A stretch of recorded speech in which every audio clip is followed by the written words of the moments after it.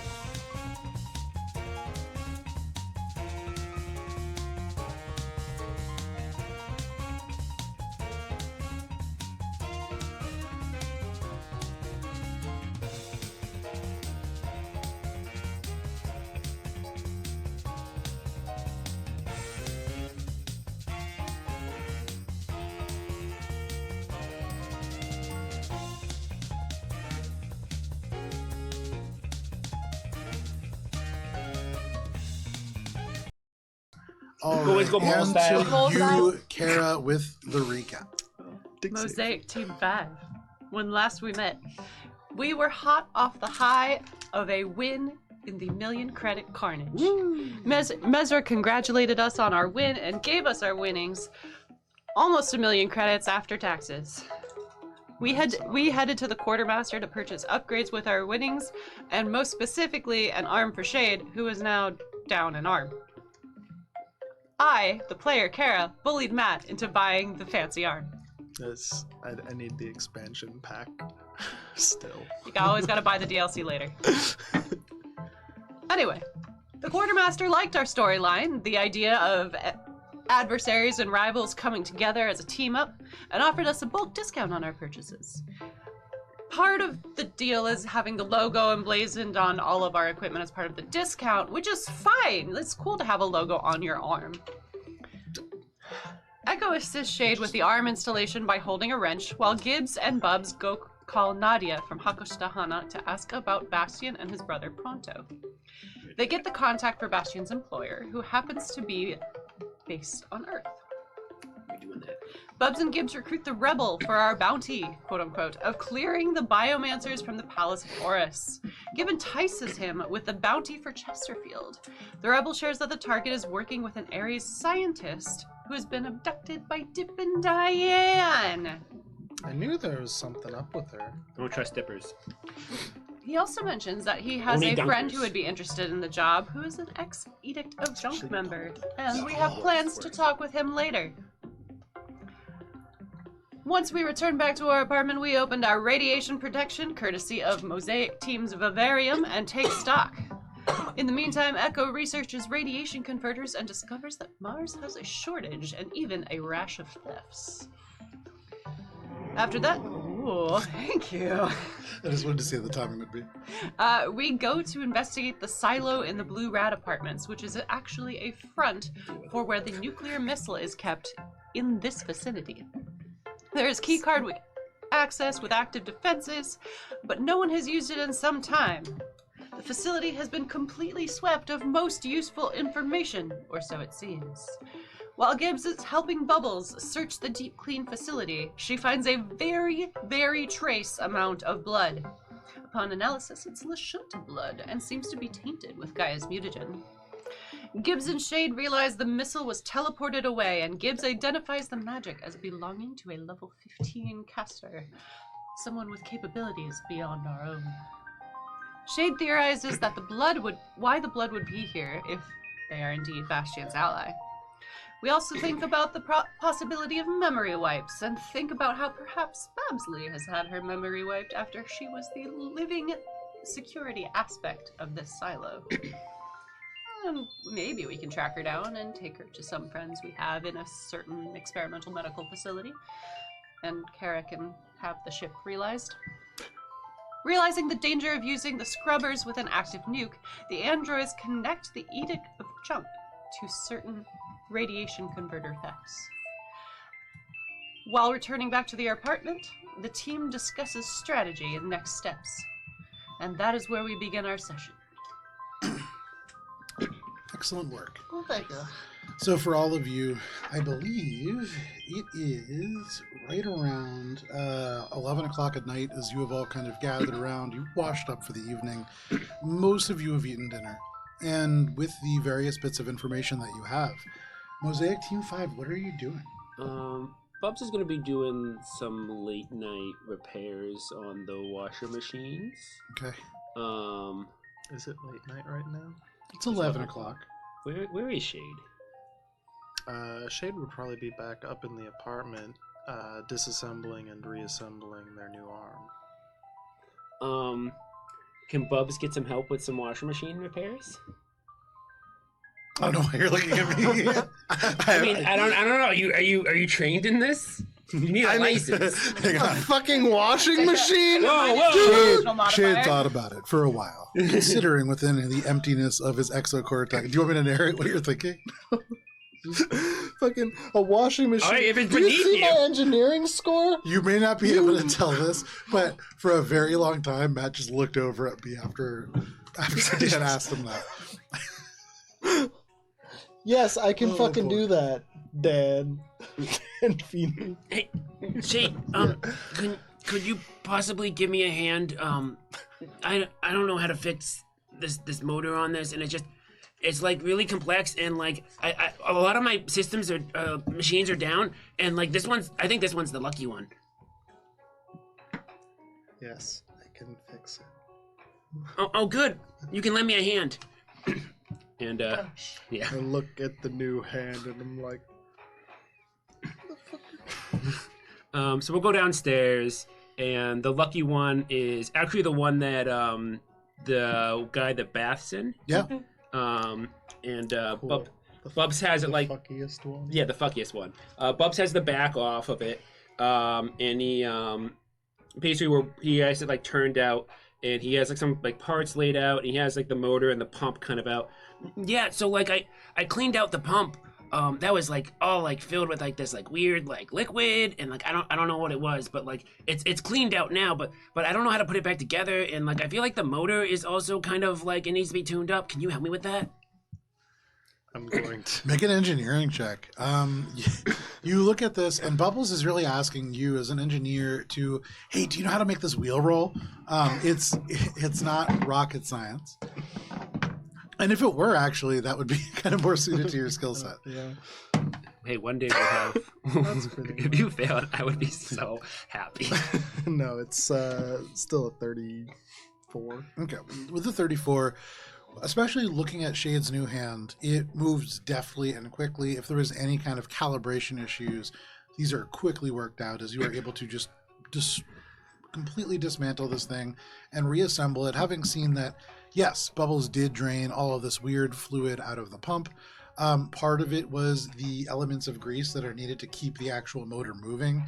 So now the brush of the motor is kind of grinding in. You need to like reassemble all of it and reapply a little bit of lubrication, and you have all these supplies. It only takes you like 10 minutes. This is something that would probably take about an hour. As this is happening, Bubs is like holding a flashlight, and as we're like doing this, Bubs is gonna be like, Shade, I don't know. I feel like this whole laundromat thing, it wasn't all cracked up to be what I thought it would be. were you expecting, Bubbles? I don't know. I had this like whole like picture that I drew, and like I had all these plans, and like I thought if I just kept myself busy and like just like kind of just like threw myself into this project and just kind of like I would just find the happiness that I would want with this project. But like it's, I don't know. It feels like there's something missing. I don't know. It just, you know what I'm saying? I understand how you might feel, Bubbles, but this is not a real laundromat for you. I know, but it's just, I don't know, part of it's the routine.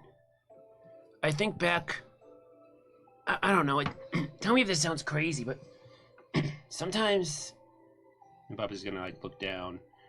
I like the swirl of like one of the washer machines in the distance. Sometimes I think about what it'd be like to go back to the Institute. You know, just, I mean, I wouldn't do it, obviously, but it's just,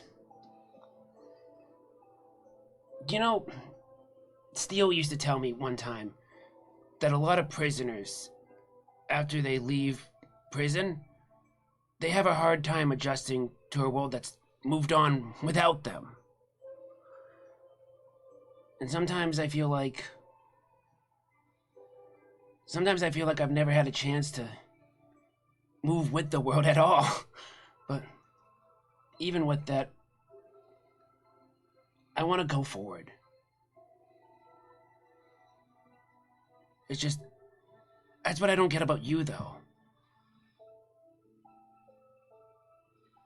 What exactly do you mean? I don't know, for me, moving forward it's the only thing that gets me by. And maybe this whole laundromat thing was just a distraction for a moment, but it kept me moving forward. But you're talking about all these memory revitalization procedures in Mars, and I don't understand why you want to go back. I believe the situation that I find myself in is different from yours. I need those memory cores because without them, I am incomplete.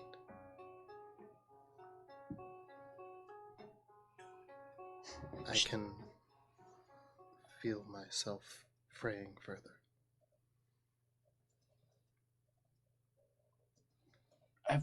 I've never thought that you were incomplete.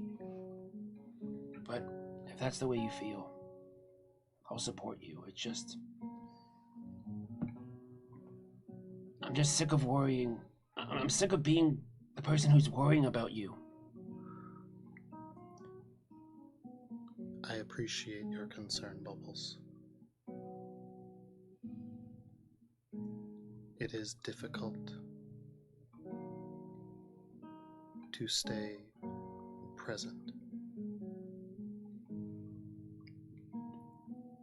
when I find myself remembering half memories, feeling things that are distant past. And what if these memories that you recover, what if they change you? Then we will deal with it as it comes, as we have with everything else. All right. With that, Bubs will, Oh, look! It's working now! This was a simple task. Oh, yeah. Thank you, I appreciate it. It's just, you know, this is, like I said, this is my lucky machine, and I feel like the customers, they really depend on, you know, S&S, superior product, I don't want anyone else opening up a laundromat on the street. I can't handle the competition. I don't think that there would be competition enough to beat you, Bubbles. You've done a very adequate job with this fake laundromat. No, well, I had a lot of help to the team, and honestly, Echo, I mean, like, I put up, like, an employee of the month, and I know it's not real, but, like, really, they're like the employee of the year. Echo is a reliable teammate. Yeah. And with that, Bubs will just kind of like run a rinse cycle just to make sure everything is cleared through. Sure, no problem. And as he does, he'll watch the water just go and go. Yeah, you run that rinse cycle after Shade. And Shade is really good at engineering. And so you're not really expecting to see any problems. But every now and then as the water does kind of wash, you almost swear, and you can't tell if it's just reflections off the bubbles or maybe actually dirt, but maybe just like a little grit, like a little piece of coffee grain. And it's almost like no matter how much you go back and kind of fix or replace something, there is just a little bit of the past that will always come through. But you really can't tell if that's true or not. Might just be the bubbles. Anybody else doing anything this evening? One by one. Oh, I was gonna go and just upgrade some stuff. Yeah, but no problem. Easy enough for you to do. You can go out into the garage after helping Bubbles with their mundane task and fix up a couple of different items. Mundane! It was a difficulty 0 check and follow up, but no problem. A routine task in cyber system. Most of and you, I can do it in a quarter of the time. Most of you, yeah, it took like 2 minutes. Most of you find sleep without issue. A couple of you take a little bit longer with some tasks. Yeah, right over as you share this I'm room. gonna do the engineering box because I do it passively all the time. Yeah. Just No problem. Speak it into the existence, you know. You spend a little bit of time working with the engineer's puzzle box. The night passes without issue. You can all mark off a long rest. If you need hit points, you can recover some hit points. And the sun rises on the 18th of June. It is a Monday. As you wake up, you would probably come to right around 8 in the morning. You have a full day ahead of you. What are you all doing? You have a number of avenues that have sort of opened up in front of you. For you players, Kara was very nice and put a little outline on Discord. If you didn't read it, that's really unfortunate. Wakey wakey, eggs and bakey, we have a long day ahead of us. I made bacon! Bubs is already awoken before everyone else, and he's just making sure everyone is getting their laundry clean and there's no, bad intention actors. Okay, yeah, you go down. It's actually pretty quiet. Monday morning doesn't seem to be prime laundry time, but maybe later. We'll change that. Yeah, okay. Bubs, you want some coffee? We're doing the disco laundromat. Yeah, can you just leave it on the table? I'll be up in a second. There's a warm meat puck with your name on it. Oh, okay. All right, don't twist my arm. And Bubs he'll go upstairs and grab the meat puck. Yeah. Gibbs, Yeah? is this bacon just meat pucks cut into strips? Yes. Inventive. But then I put it in the microwave, so it's kind of like cooking. It's very, soggy. Why did you not? Never mind. Echo was about to be like, don't ask questions. Just go with it. Oh, wow, this looks good. This is an award-winning chef. Bubs will grab some and just throw them in his mouth. Yeah, you I go like to do 'em. that, but your fingers go, it just passes straight through the material. It's just soft and not, to call it, grainy, there would be some kind of a substance to it more than there is, but it's not quite a liquid either. It's really like a non-Newtonian solid that, you can't taste it, but there's something about it that doesn't feel great on your tongue. Oops, The sorry, this is texture a spoon bacon? You have to use a spoon for it. Oh, okay. And Bubs is gonna just. Weirdly enough, it does help. Elements of the grease kind of feel a little bit more natural in a spoon format. It's greasy. But no problem. You have some force meat puck. So, Well, there are a few potential avenues that we could take. Of course, it would be remiss of us to not investigate the mutant stronghold area before charging in. I also had a thought while running some background processes during the night. Ares requested proof of the nuke's location. We do not need to show them the actual nuclear missile. We don't need to bring it to them. We don't need to bring them the thief. That is correct. We will need to still continue pursuing, though. But it's much easier to just find a big old nuke somewhere and take a picture of it, right? My point is, without knowing where exactly the clog, or the issue, I suppose, is in the mutant area, we do not know if we will actually need to face Bastion in relation to the mutagen. Well, it is an unlikely coincidence that he is here and the mutagen is here as well. They may be unrelated tasks. That is also a possibility.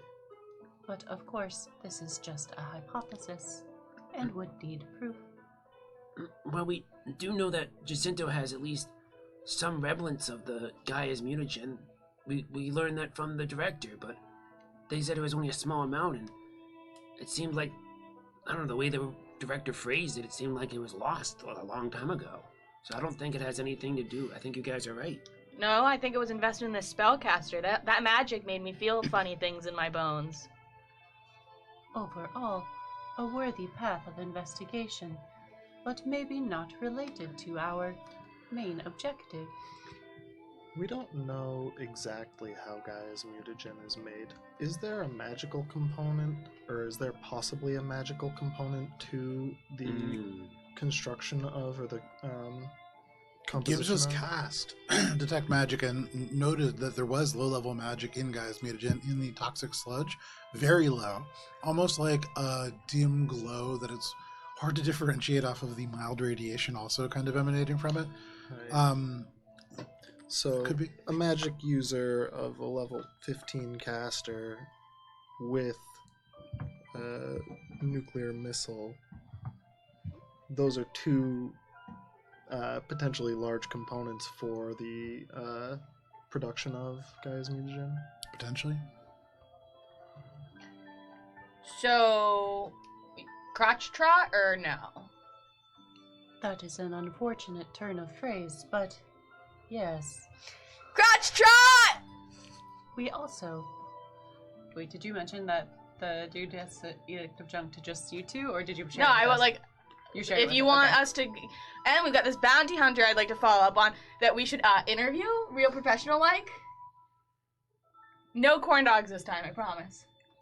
Why are corn dogs part of an interview? Well, they were for the last guy. Well, it was really more corn kernels, but it was on a stick, so kind of the same idea.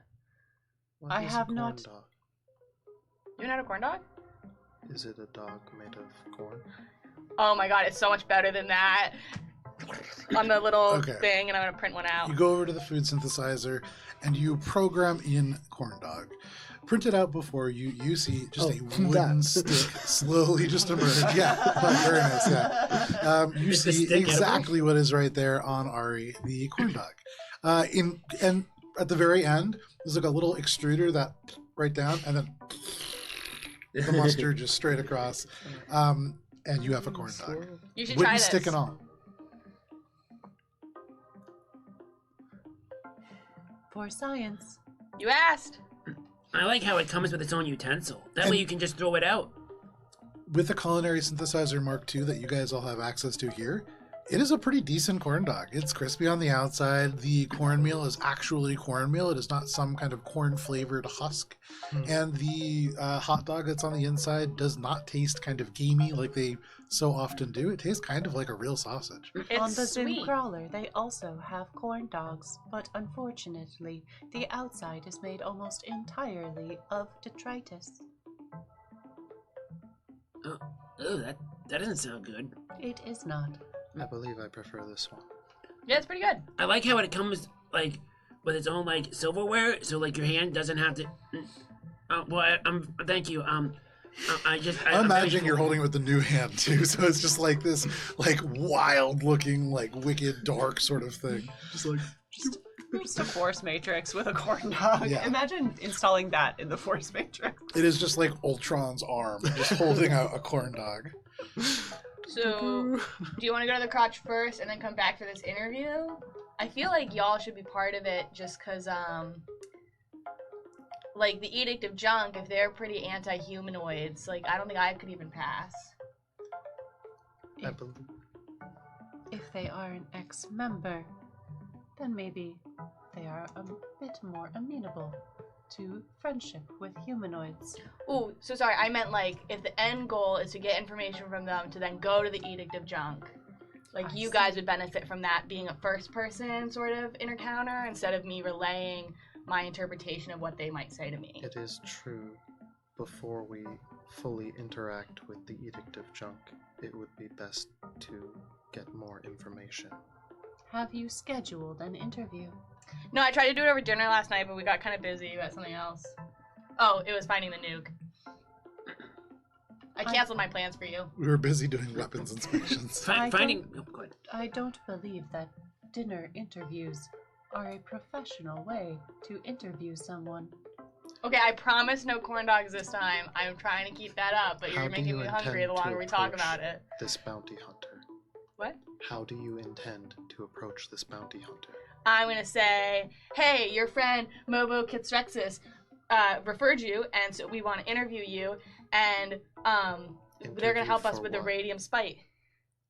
Mobo Kitrexis. Mobo Kitstrexis. Oh, well, we told Mobo that we were kind of with a pest control company, and we just needed them to evacuate a building to basically, clear out, the area for when we, bomb it. And also help us with Chesterfield. They know about the Chesterfield bounty because it was on the bounty board at the fight ring.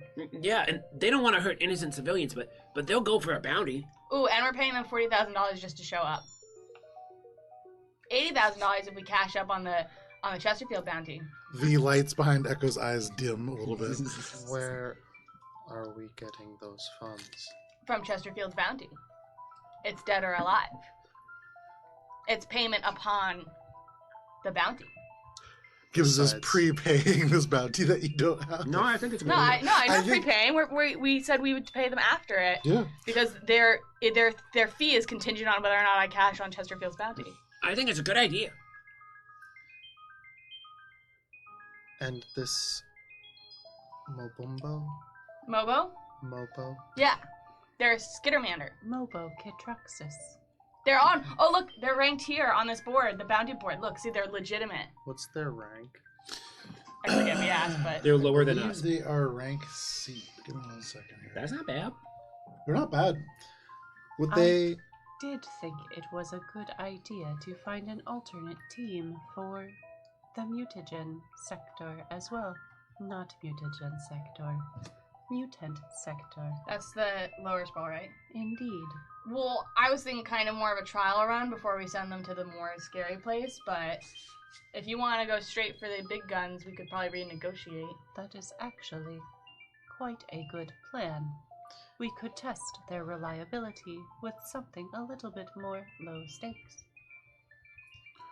So they were a lower B tier fighter, just a little bit lower than your ranks after the Carnage win.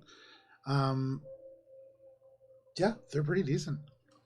I believe it might be best to scout out the lower sprawl, do a Crotchtrot, as it were, so that we can get more information to see if it is even a good idea to bring in an outside contractor. Maybe we want to tag in Mosaic as well for assistance. They have sometimes lent us interns. Yeah, I think that's a great idea. But guys, can we stop calling it the Crotchtrot? That's like kind of bothers me. Does the phrase Crotchtrot bother you, Bubbles?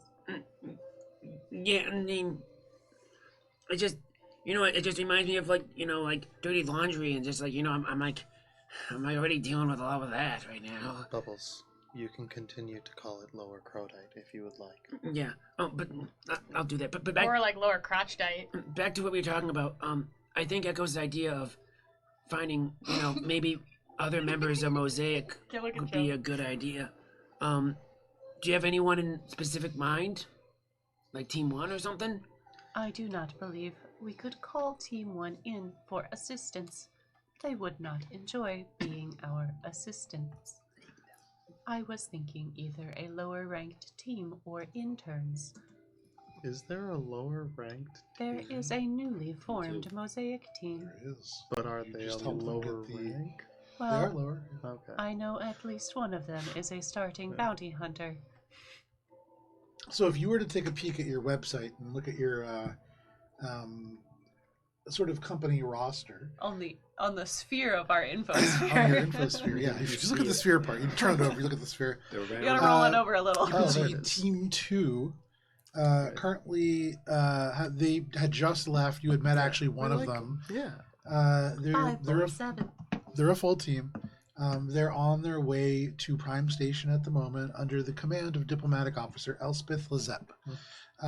You would know that Kortorb is a part of that team. The individual that you met who is pretty popular here on Mars.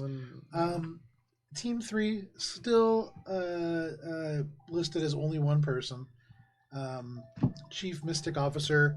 What is their name? Oh, I didn't name them. Well, they're a Trox. And then Team 4. Rocks. For 10,000 points, you get to name them now. Yeah, there you go. Crotchtrots.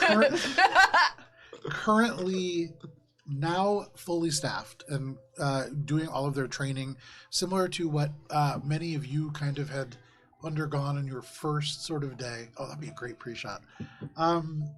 Except for Echo, who got expressed into the program. The HR module. Echo was an intern for a while. Mosaic Team 4. There's a Human Sentinel, Scott Dragonfist. There is a Skittermander named Oceana. There is a Kasatha mechanic named Ufril. It's Ufril von Freisch Lux Alzonze of Clan Uruguay. God and then- bless you. Human soldier Paul Kasatha. Bunchmeyer. And the newest member, Android operative Echo 47. Nice. I mean, it never hurts to ask, but like, Mosaic already did kind of set us up for success here. I don't know if they're ready to also help us clean up, you know? It is likely that the other teams are also pursuing other objectives. But Ethy was a great find, and then they hired her, and she gave me baking chocolate, so I think we should ask and then make a new friend. It would not hurt to reach out to Echo. Whatever the number Peeps. is. 37. 547. 547. 5549. I wasn't sure if it was 548 or 547 that went. 548 is the one that wants to become a The chef. baker? Okay. That's what I thought.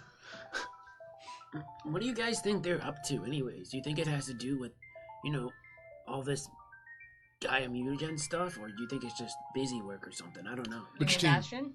No, just the other Mosaic teams. Oh. Well, you know that Team 4 right now is in training on Dragon Tooth 8. Yeah. You know that Team 3 was previously designated as Lost in the Drift until this Mostly Mystic Team 1 and Officer was 2. picked up. 2 currently on their way to They're Prime on the way Station. to- Yeah. And then Team 1, Yeah, classified. they are classified. I hate them so much. They're probably doing something. Do you hate them more or less than Jimmy 12 Toes?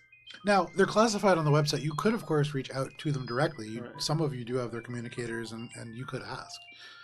Whether they would answer or not, hard to tell. I don't have the greatest relationship with them. Yeah, they kind of jerks. I Space think I've kinda. still got an okay enough relationship with No, the they're captain. jerks. I didn't. Anyway, Shade doesn't remember. I if assume they it's had all any kind of like issues. what we did, where it's all like vaguely related, but no one knew until like, you know? we Yeah. could sit here and theorize all day, or we could get out there and go for a... Oh, don't say it. Trip to Lower Crota. No, I hate that. Stop saying it. It's kind of catching on.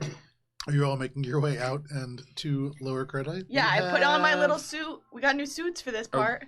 You have your anti-radiation suits? Yeah, I look like little Marshmallow Yes, Michelin Man. Are we gonna call Boo Boo to come with us? Boo boo. No, No. this is the scouting mission. Okay, with the tribe one. Okay. And we haven't set up our interview yet. One of the things that I would have wanted to craft would have been, it's a very simple low-level item, just to incorporate into the exocortex is radiation sweeper, Ooh. 500 credits. level 2. What does that do? It just lets you like know radiation exists in an area. So it's How does that differ from the radiation badge? the radiation badge has like very, very low level protection, I think. Oh. This one's just Yeah, to like you can do that. sense it. Yeah. It only As long as tells you you have the if there's UPVs for it, radiation I on the got it, no corners problem. of it, Got- and if you hit a flag, you're good. But if you hit a bomb, you're fucked. Damn. Damn. Just so that we have That's an old school another, reference right there. method. Yeah, no, makes sense. Is that the only game you have on your Absolutely. computer? No, I have a game where you get to like run from a monster or a yeti when you're going down the slopes. It's really fun. Oh, damn. That's an old one. Got Line Rider. So, are you all getting? How are you going? Are you taking the car? So here's the thing about the car, though. If we take the car and we put the radiation thingy on, it then is like super cool hot rod car in front of our apartment building every day. I was Mm. thinking we could just go to the lower sprawl without the use of our vehicle. We can perform reconnaissance until we get to an area that has too high level radiation to continue further. When we plan to actually attack, we will enter through the vehicle. Does the MTA go there? It does not. We had to walk. We will have to walk. The nearest Or are we station gonna is in Uber? Upper Crotite. Uber. How close is the Pit Fighters Guild to the lower sprawl? They're the area that we want to go to, I guess. The It mutant was part. relatively You could cut across close. through the kind of like rust wasteland to get there. It would be a little bit of a detour. So I'm wondering, like, if we drove the car, could we, since we are members of the guild, park our there. car Yeah. and then continue on? Yeah, I mean, you're not. You know, park your car at the workplace and then continue to the concert venue? So from where you live in T-Town, you would kind of be going like perpendicular to your destination. So like We wouldn't be saving time you though. wouldn't be saving time. You'd be approaching from a different angle. Mm. Whether that's helpful or not, you don't really know. But Okay. it makes a difference. Mm. But we have a lot of flyers Oh, on wait. our windshield. That'd be annoying. Wouldn't it be helpful to know where we're going? Would that be a positive difference or no? Can Echo tell from the map? I would say make a. Oh gosh. The check wouldn't have to do with the map. Could I know Okay. coordinates to then know where Bastion is to then like help us decide where we might want to land in the sides of the crotch? You certainly can. I just spend the spell to do that. So you cast no coordinates. You swish your bottle around. You hold it up in front of your eyes. You kind of spin around in a circle until you see the telltale glint of a creature in a far off distance. And really focusing the bottle, almost like a telescope, you turn your little Yosoki paws on the neck of it, and it focuses weirdly enough for you. And you can see, having not moved very far from the kind of pumps that are within the lower part of the sprawl, seems to be where Bastion is. Oh, funnily enough, he's right near the pumps that we have to activate. Ah, So like the pumps we need to go to? Yeah, near the mutants. Indeed. Yeah. The sludge pumps in the lower sprawl. So, Either way, we confirms. will want to investigate them. but here's the coordinates. Is this better to park at the training grounds or just to walk from our apartment? Spice, would you mind asking Mesra? Spice isn't there. When there's a player not here, you guys, they're just kind of Spice! gone. Mine. Can I just Maybe Spice has Contact gone out Is, a little bit is of a Spice the trip. only one with Mesra's contact? Or... No. Okay, No. okay. I feel like- Echo can does I not. call Oh. can I contact Mesra? Yeah, you absolutely can. So you contact Mesra. That's how Echo would probably investigate it, would be by contacting Mesra to ask if like there's an advantageous like entryway to the mutants. So you call up Mesra, Via the this pit fighters. Kasatha pit fighting champion that is you rescued from a Vesk prison, you briefly held as a prisoner, and then now has become kind of a patron for you. We And did not hold her as a prisoner. She That's was fair. never That's imprisoned. Could have. You wanted to, and Spice said, no, this is my friend. And then we were just like, fine, I guess. You can go back and watch the we tape. made You guys a definitely wanted deal. to. Yeah. There was no deal made with Mesra. Spice set her free. I feel like being in Spice's room is kind of like a prison. In ways, it worked out if how I you had guys kind of hadn't been planned in for an it. all expenses paid like spa, it probably would have been. Pretty But much the only like level of prison thought of is you're bringing this like criminal to the spa. How will you bring them in and like make that like, okay with the staff, and Spice's answer was to make her, like, a humiliation girl, and we said no, and therefore that immediately decided that Mesra is free. Oh my god, I forgot about right, that. right. Oh my god. She can't be That's how my it humiliation girl? I don't want her. That's how it happened. So, anyways, you call Mesra. That could have changed the And- story so much. She picks up. You can see the Kasatha's face kind of swims into view. The image sharpens. You can see she's sweating a little bit. There is elements of like a training room in the background. She's already like working out today. But she looks at you and she says, it's you that's calling? Yeah, She but I looks would, at you. I would ping it to the well. I apologize for interrupting your training, It is quite okay. I have you to thank for getting me into such a good position to begin with. What can I help you with? As you know the area better, we are debating on the best entryway into the mutant region of the Lower Sprawl. We had thought about using the Pit Fighters Guild location as an entry point, as it is roughly the same distance as our current location. But would there be an advantage to this? I suppose that depends. Would you prefer to deal with Shore Point or with the Sludgies? The sludgies, because then we can get information about them, right? Well, Which would yes you and no. I do not know what the purpose of you going to this place is. It's dangerous. I would not recommend going there at all. But if you must, We the are Sludgies are fun to punch. We are hoping to avoid notice by either, but we do indeed need a little more information on the sludgies in general. And we're trying to go here, at this location, and we're walking. Does that factor in? Are you pinging like a map Yeah, I coordinate? tell her the coordinates that I just got. No, she does the Michigan thing where you Oh, hold yeah. up the mitt and you're like, I'm here. Where are you here? So Right on my you ping this phone. over. You can see the communicator goes dark for a second, and she like switches over to the screen, looks at your kind of location, and Mesra says, "If you approach from where all of you live, you will be heading underneath a shore point, watch point.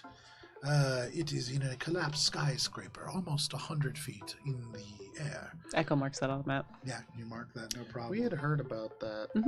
From Mesra. Yeah, she says they use all manner of technology to survey the area, and if you go in underneath them, it will be hard to avoid their notice. They may not try to fight you, but they may. The other option will lead you right by a sludgy stronghold. There, you will almost certainly need to fight your way through. But they are not organized in the same way. When I left, they were a nuisance only. I don't know what has changed. Be careful. We have experience fighting amorphous blobs of violence. These are not amorphous. They're very humanoid. And they are violent, but not in the way that you're thinking. More like your friend, Gibbs. Ah, we also have experience with that. Yep. Is either door closer to the place we're trying to go? They're both roughly equidistant. You'll need to take a similar path to the center and then through to the end. Okay. So, flip a coin? I kind of think that maybe we should go with the sludgies, because, I mean, SurePoint, they could probably relay that information to Jacinto, because they're basically an arm of Jacinto, and if Bastion is somehow involved with Jacinto and stealing this nuke, then, you know, the less they know, the better. Thank you, Mesra, for your valuable insight. And you will, of course, need to be cautious, as there is several factories in the area that are still functioning autonomously, and they have automated defenses, which will attack you if you approach. Factories of producing what? All manner of things. Semiconductors, fuel, lubrication. Oh, nice. Also good to note. And something we are also experienced in. I don't lubrication. need to know about your experience with lubrication, but I'm excited for you. Is there anything else? Thank you for your time, Mesra. Stay sweaty. Turns the communicator on. Beep. The less Mesra knows about our plans, the better for them. I believe. It For- gives them a level of deniability. That is true for everyone outside of our team. Either way, I agree with Bubbles. The sludgies might be our best route. Going close to Shore Point might tip off any Jacinto representation. That is what I was thinking as well. I also do not desire to fight organized fighters. And I believe that Gibbs is quite handy when facing others with similar abilities, regardless of how violent she claims to be. I've never claimed any such things, but I will point out if if I can tell people's magic from remnants of casting, it's fair to say that as somebody who's much more powerful than I can do similar things. I feel comfortable because this is not the Chesterfield area, but my cover will be blown just by the mere matter of my spell casting. You could detect the presence of a spellcaster, not their identity. And if others have similar abilities in this area, you would simply be one of them. But I bet if Rose Lashwind had a little pedal there, I could have been like, that's Rose, you know? That's what I'm saying. I'm just saying. I miss Rose. I know, I hope Mosaic Team whatever finds her. Moving on. Echo's like, let's not think about the fact that they're most likely dead or being tortured. Yeah. And we did it. It's well, our at least fault. it's not on the Vesk. Well, it might be on a different part of So, the Vesk warship. Are you all making your way to Lower Crotchtrot by way of the fighting pit? I 'Cause believe that's that the is the sludgy best option. Yeah. Okay. Everyone in the vehicle. You all pile into your car, one by one, and you make your way back, taking a much longer route to this place. The MTA, for all its faults, it's pretty quick. It's a direct route. It's over the roads. You don't have to wait in traffic when you take it. I don't know why we were taking the car. Here you do 'Cause it sit in has a- traffic for a little bit. Doesn't it have a bunch of supplies in it? No, because then we're parking it has- anyways. Yeah, we're just parking it. It has like the stuff that we would want when we're actually going It's into got 3 Lower smoke grenades. Crotchtrot. But look, I got a mixtape. It's We got can the listen to smoke it on the grenades. way. Got a mix Fine, there. y'all can take the MTA. I'll meet you at the Pit Fighters Guild. Just saying, it seems like, you know, it's a waste of fuel. Echo runs. The rest of you drive. We'll take the train. We'll take the MTA. Yeah, that was Let's the take the sound of the MTA. tape rewinding. So we go to pull out and we go, why are we driving? If we're not taking this now, I still need to make the modifications to be able to make it radiation proof. So we should probably do that before. No, we go we're not in. taking it So all the way. let's We're take just gonna the find another train. Pit Fighter. You run across the street. You jump in the train. Echo, you get there. You The high fly speed across rail. the space, and it's really, really easy for you to do so. It takes the rest of them maybe like a good 20 minutes to catch up to you. Maybe closer to 25 as they get in the car, they do the seatbelts. Can Echo watch a fight in the meantime? There's no fights happening this early in the morning, but you... Ooh, but could you watch Mesra work out? Echo would not want to impose. Yeah. I would. You wait. Probably find I an know. agent. Hey, find us an agent. We have one. Yeah, he sucks though. The rest we of don't you want take the train. It takes a little bit longer, but you make your way over. Someone needs Boy, that coffee. excuse me. Yeah, I know. That coffee? Someone needs a cupping. Yeah, what? That's a... That's a word I learned today. That's like how they say a cuppa in. Okay. Educational sidebar. A cupping is what you call a tasting for coffee. It's how we do quality control. Its actual name is cupping. You could It's also not a do- cupping or a could also- cupping. That's what I was thinking of. Yeah, It's- like the little suction cups. It's like wine where you sip and you spit. Cupping. or Anyways, a coffee Sidebar done. tasting. you all make your way over and find Echo, who is just kind of waiting by the fighter pit.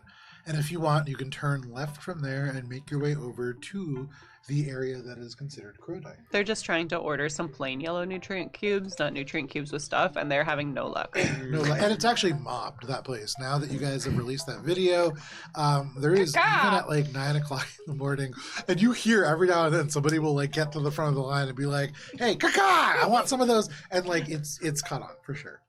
Gibbs, you feel a little pride in that.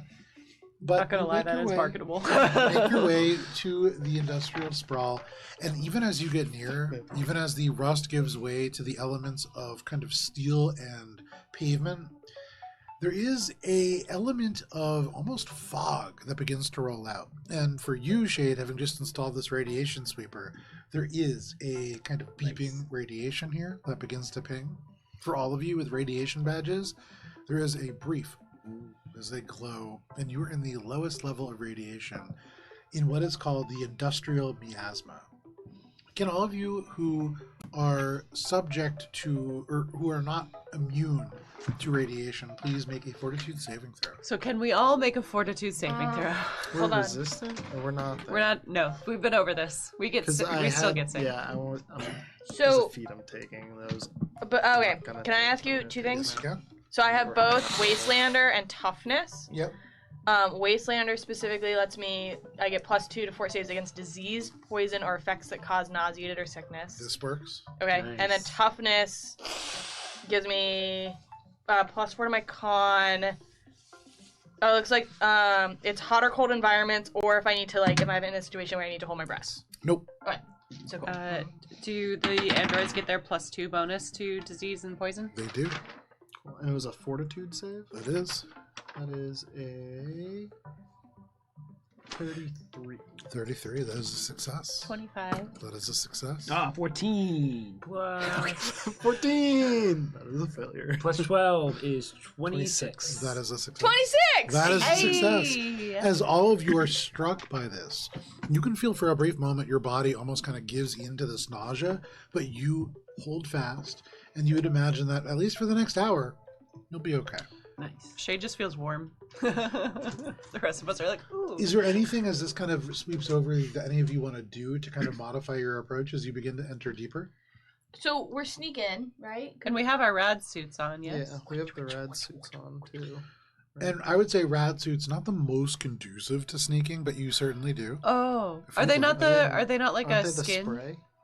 The It was spray two different rad suits? things. So you have several. You guys have acquired now so many different options that Yeah. There's the you spray use- on cylinder that we got, Uh huh. and that's the one that I thought was for the vehicle. No, that's another. We have We have another two. spray. So I got hazmat synth sleeves, but I also got ecological suits that protect from radiation. Oh, and that's what I thought you were talking about. Yeah. And the- Those things have like a swish swish swish. Because those are for, like, Oh. Those are Michelin Man style. Yeah, that's what I'm wearing. That's what Gibbs is wearing. Yeah. Like, Gibbs I'm specifically in the- specified. I pictured like a form-fitting skin. I didn't picture That like a is more suit. like the hazmat synth sleeve. Gotcha. Yeah.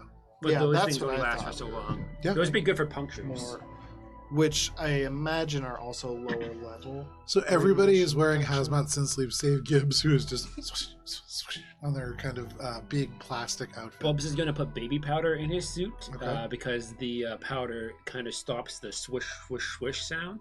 Are you sure? Is that That's Either- that's DM speak for no. Either way, Bubs would do it because that's what Bubs does. then you Sure. have it? So in- wait, So the androids aren't wearing the suit. hazmat We're synth sleeves wearing don't do anything for radiation unless you are scooping up toxic What? chemicals. Hazmat synth sleeves? Unless it's a Oh, different because you're item. spraying them over your hands. It's only your That's why, hands, yeah. and it's only. Oh, so we've been playing synth sleeves as full body, Mm-mm. and they're not. And it's also like hot No, cold. There's a DR spray No. that's not a synth. That's not a hazmat synth sleeve. That's a little different. What's This the- is Gotcha. Yeah, that's what it this is what Ari is describing is correct for the items that you guys have. okay. Gotcha. But So- I don't. So I didn't I order thought something we had else the because other I didn't know something else to be ordered. So for what it's worth, the radiation badge will keep you safe from radiation. You'll still be making this check. Right. If you, like Gibbs, don one of these suits, it'll be a little harder to be stealthy, but you will be safe from this fortitude, at least in this low level of industrial miasma. If one were to put a number on what -6. There we go. I'm not very stealthy. Like regardless. They're the so- same color green as like a mint peep, very like Easter pastel green, and they're like the material that kitchen gloves are made out of, but just much more durable. Does our projectors over that we have, I forget what they're called, the projectors. Glamour projectors. Glamour projectors. Do those work over it? Not well. Okay. It also if- wouldn't do anything for the sound. you really would need to do something that is like much bulkier than you are to cover those, and even still, because the projector projects over your skin and not items, the bulk of it would kind of clip through in time. So maybe from a distance they would work. Okay, I'll work it from a distance, then I will try to make it look like the same color as the fog. Okay. Ooh, I want to look like I'm a caterpillar. So you Oh. project, you glamour project into the fog, which, like any kind of light source, like immediately the fog kind of lights up. Oh and, shit. baffles and becomes a little bit like hard for you to see. It feels kind of cool. It feels like you're in a music Alright, Bubs, video. I'll turn that off. You Okay. turn it off. I follow can the scout ahead and give you readings if you would prefer. That's probably best. If you Yeah. follow, maybe. I was going to say 10 feet, but maybe 20 feet behind me. Sounds good. Yeah. I can signal back to you. We can be your backup. B-U-B, backup, bitches. And Echo. Sure, you zoom, and you're gonna be stealthy. Gonna be stealthy. Okay, make a The stealth check. zoop is me fading into the background, Okay, not Make- me zooping. No problem. Make a stealth check. Different zooms. Very different zoops. It's all in the intonation of the zoop. This is a 36 to Okay. zoop. So you make your way down a massive ramp that could easily house 6 lanes of traffic, but it exists as a simple bisected space that is intended for maybe foot and two-wheel traffic only.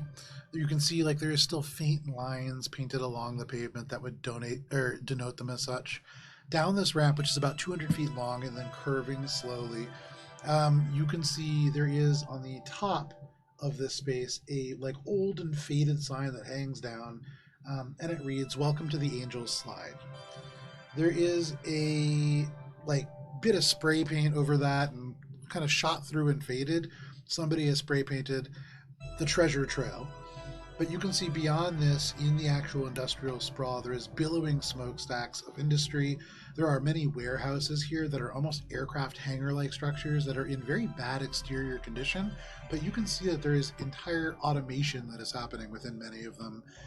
There is light that kind of fades out from blacked out windows in some of these spaces, and you don't really see a lot of people. As you kind of make a perception check as you sneak into this space. Everybody else, are you guys all following at a distance? 20 feet. Make a stealth check, everybody. 34. Alright, come on. No whammies. No whammies. No whammies. No whammies. That's my perception check. Nice. No, I got an 8. Do I have to roll another stealth? No. I'm rolling hot.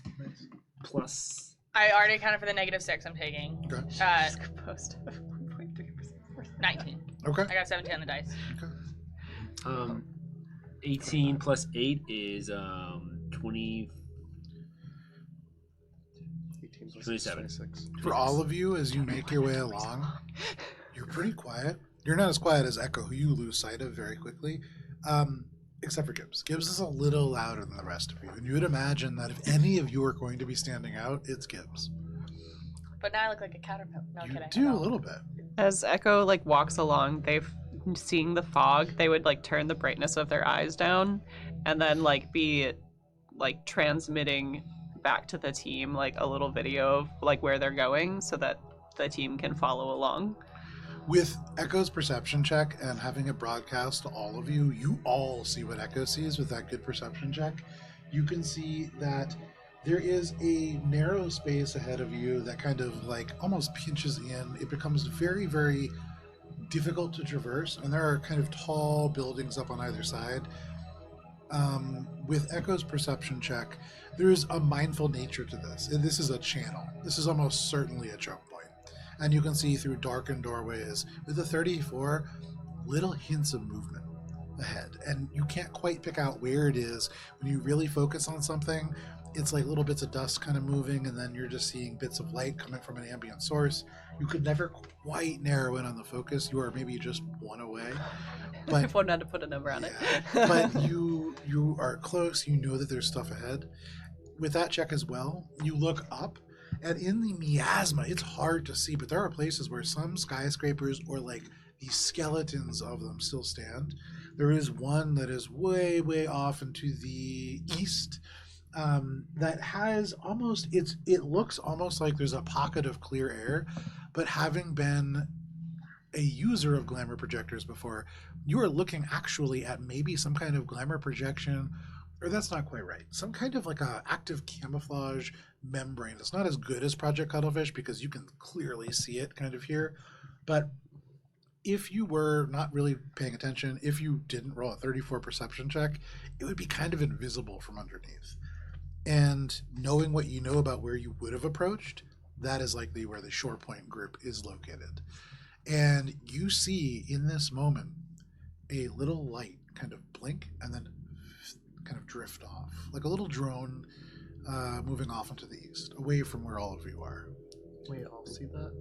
Through Echo's eyes as they send it back, yes. How far away is it from Echo?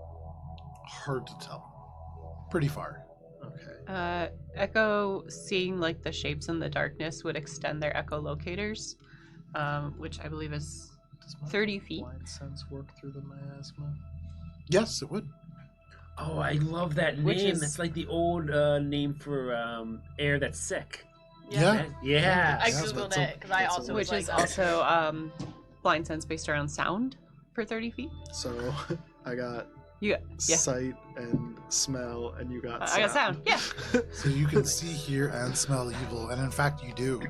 Ahead of you, there is a sort of rancid smell. There is the sound of feet that are wet, kind of hitting pavement, Sludgy? metal, Some might and say. then kind of like you'll hear something that's almost like a on pavement, Sludgy. and then it just becomes clang, clang, clang, and you can hear something go from walking along the floor to just climbing vertically up a wall.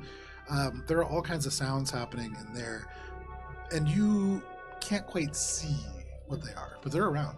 Echo signals a halt, and basically puts up like the player ready sign through the like telepathic link, to like.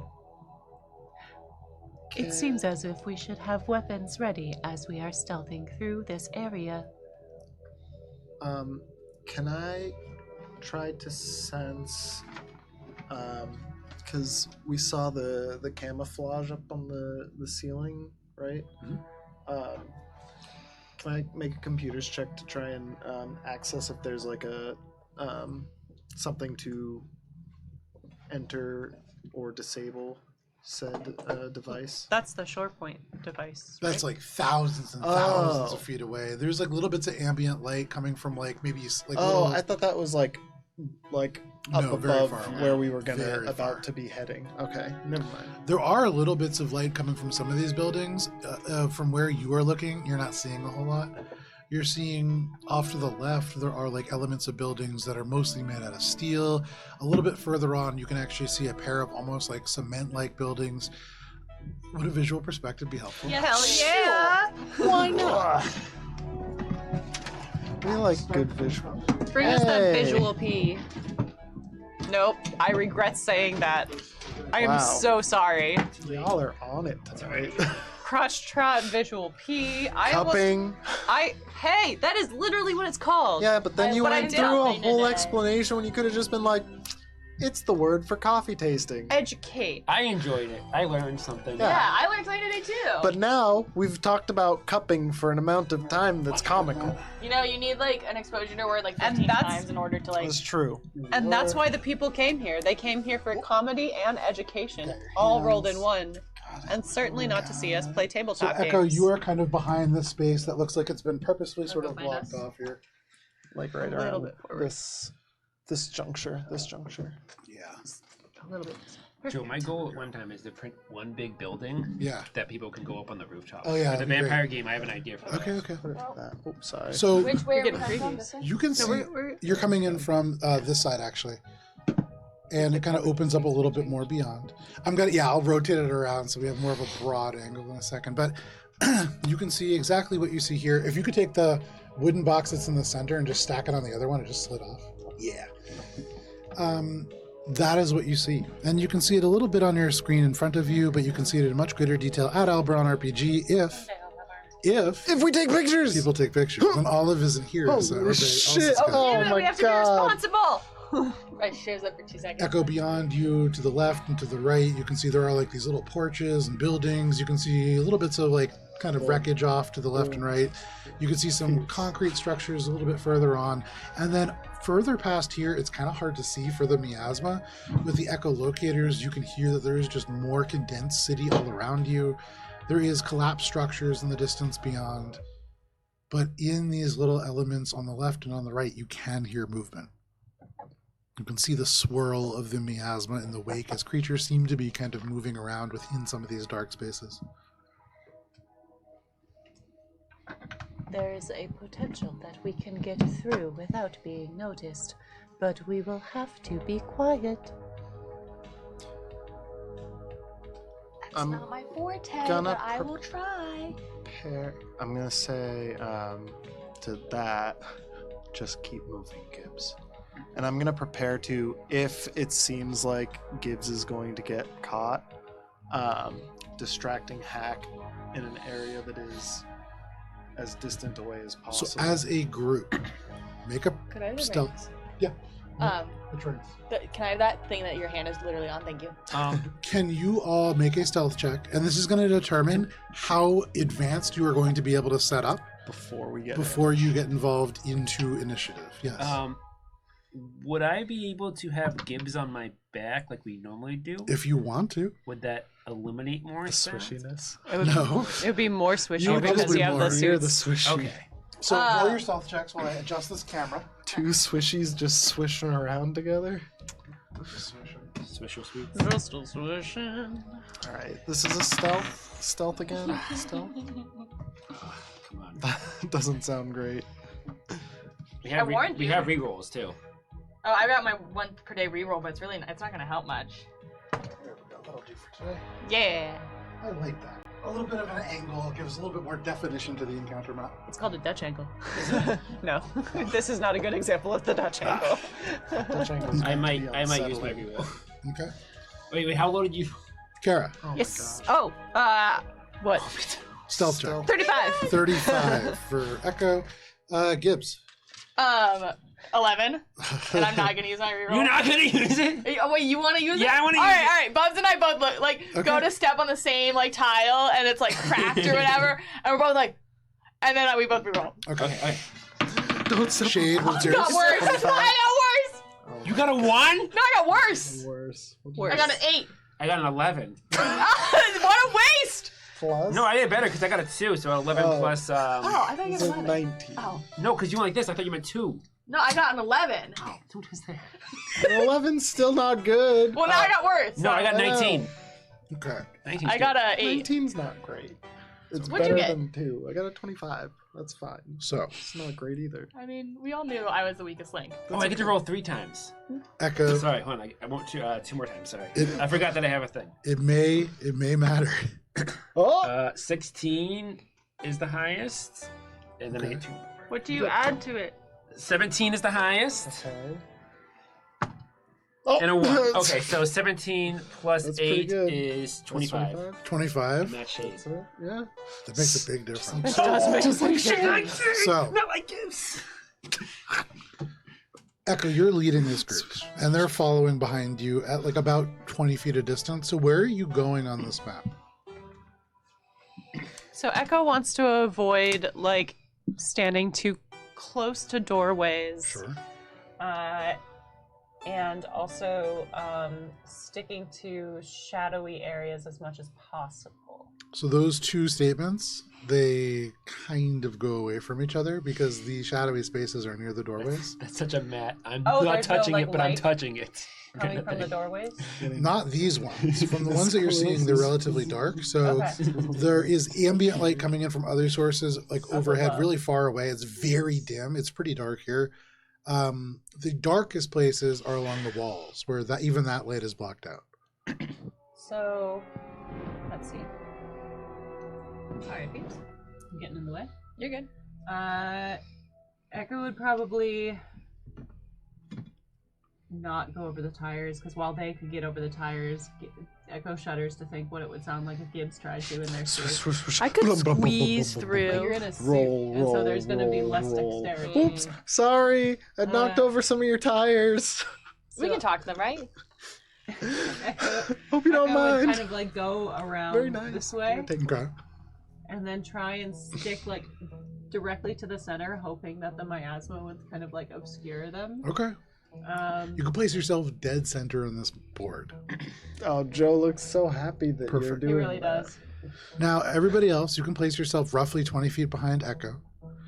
And for all of you, as you're walking through, you're noticeable. And it's less you, it's more Gibbs. Gibbs is very Cast a noticeable. spell to help. What spell are you casting? Can I cast fog cloud? And can I make the miasma thicker? You can. Okay. So in the space around you, centered on you, presumably Gibbs, you are just creating a thicker fog cloud. You focus the miasma in on you, and you make it a step denser. Gibbs, Shade, Bubbles, can all of you make fortitude saving throws as you now enter dense industrial miasma? This will hurt your perception if you're in my fog cloud with me, but it will provide you You also concealment. just made it like more radiation. I mean, it's magic. It gives us magical radiation, but like, I'm just. But now it is dense miasma, which Joe has made into a thing. So It's now we have to flavored roll- as dense Oh, miasma, well, but no, it's the it's same fog fortitude cloud. No, saving Joe made you throws roll. as dense miasma. Well, we'll deal with it. These things have effects here. I think. Ah, shit. Well, I think we can handle it. I was actually gonna try to get up There's a little here, radiation if among possible. Okay, we'll Um, see. Shade 'cause- wants to just forgo well, 'cause- avoiding all portals and wants to go directly into a window. So, like, at this moment, as you're, like, beginning to look up and think about, is it going to be too loud for me to jump jets in here? Oh, I was Can I thinking climb? just climbing up the wall here with my climbing At that hands. moment, Gibbs but- is like, oh, I'm going to hide us. I'm too loud. Fog cloud. Make a fortitude saving throw. What's my bonus for the wearing the suit, though? For the fortitude save? Yeah. Oh, 'Cause I haven't done a bonus you yet. don't have to actually make a save. You're wearing that Oh, suit. nice. Oh, do Same we thing, all not same- have to? Are you wearing the suit as well?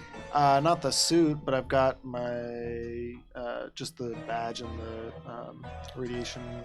Does that give you any bonuses to... So you just get the Android +2? Yeah, 27 for my 27, fortitude. that is a success. Oh, I'm wearing the suit too, so it don't matter. mine's 29. You and I are 25. both Bubble 29. Boys? Bubble What is it? boys. 29. 29, that is a success. Am I caught in the? You are not. You are 20 feet ahead, and so you are out of Yeah, this it's 20 range. foot radius. Okay, So right out of no it. problem. This is As good. this Okay. happens, Shade, you look, and if you hadn't made up your mind before, you do now. You climb. You make your way out of the miasma and up onto that porch. And as you do, you can see inside this space there is You're in there. old, like it looks like they have been burned from the inside. A series of like ancient computer servers. You are seeing like old graphics cards just stacked up. This is some kind of like a Bitcoin mining operation or something. But they have been burned from the inside. There is like couches and things that have been pulled up. How and you can see authentically historical. elements of what look like probably a cooking fire. This is like, it smells a little bit like human waste. This is not a great place. But worse than all of that, kind of tucked into this element of a couch, you can see a humanoid. This humanoid looks very much Wow. like a person with almost bluish skin that resembles in texture almost like grape jelly. It is chunky in places, and as they kind of look up at you, and you can hear from inside this sound, there is almost pieces that drip away and then reform into their skin. And before all of you roll for initiative, we're going to go to a quick break because it is 7:52. So there's going to be a countdown on your screen, I think right over there, somewhere over in that direction.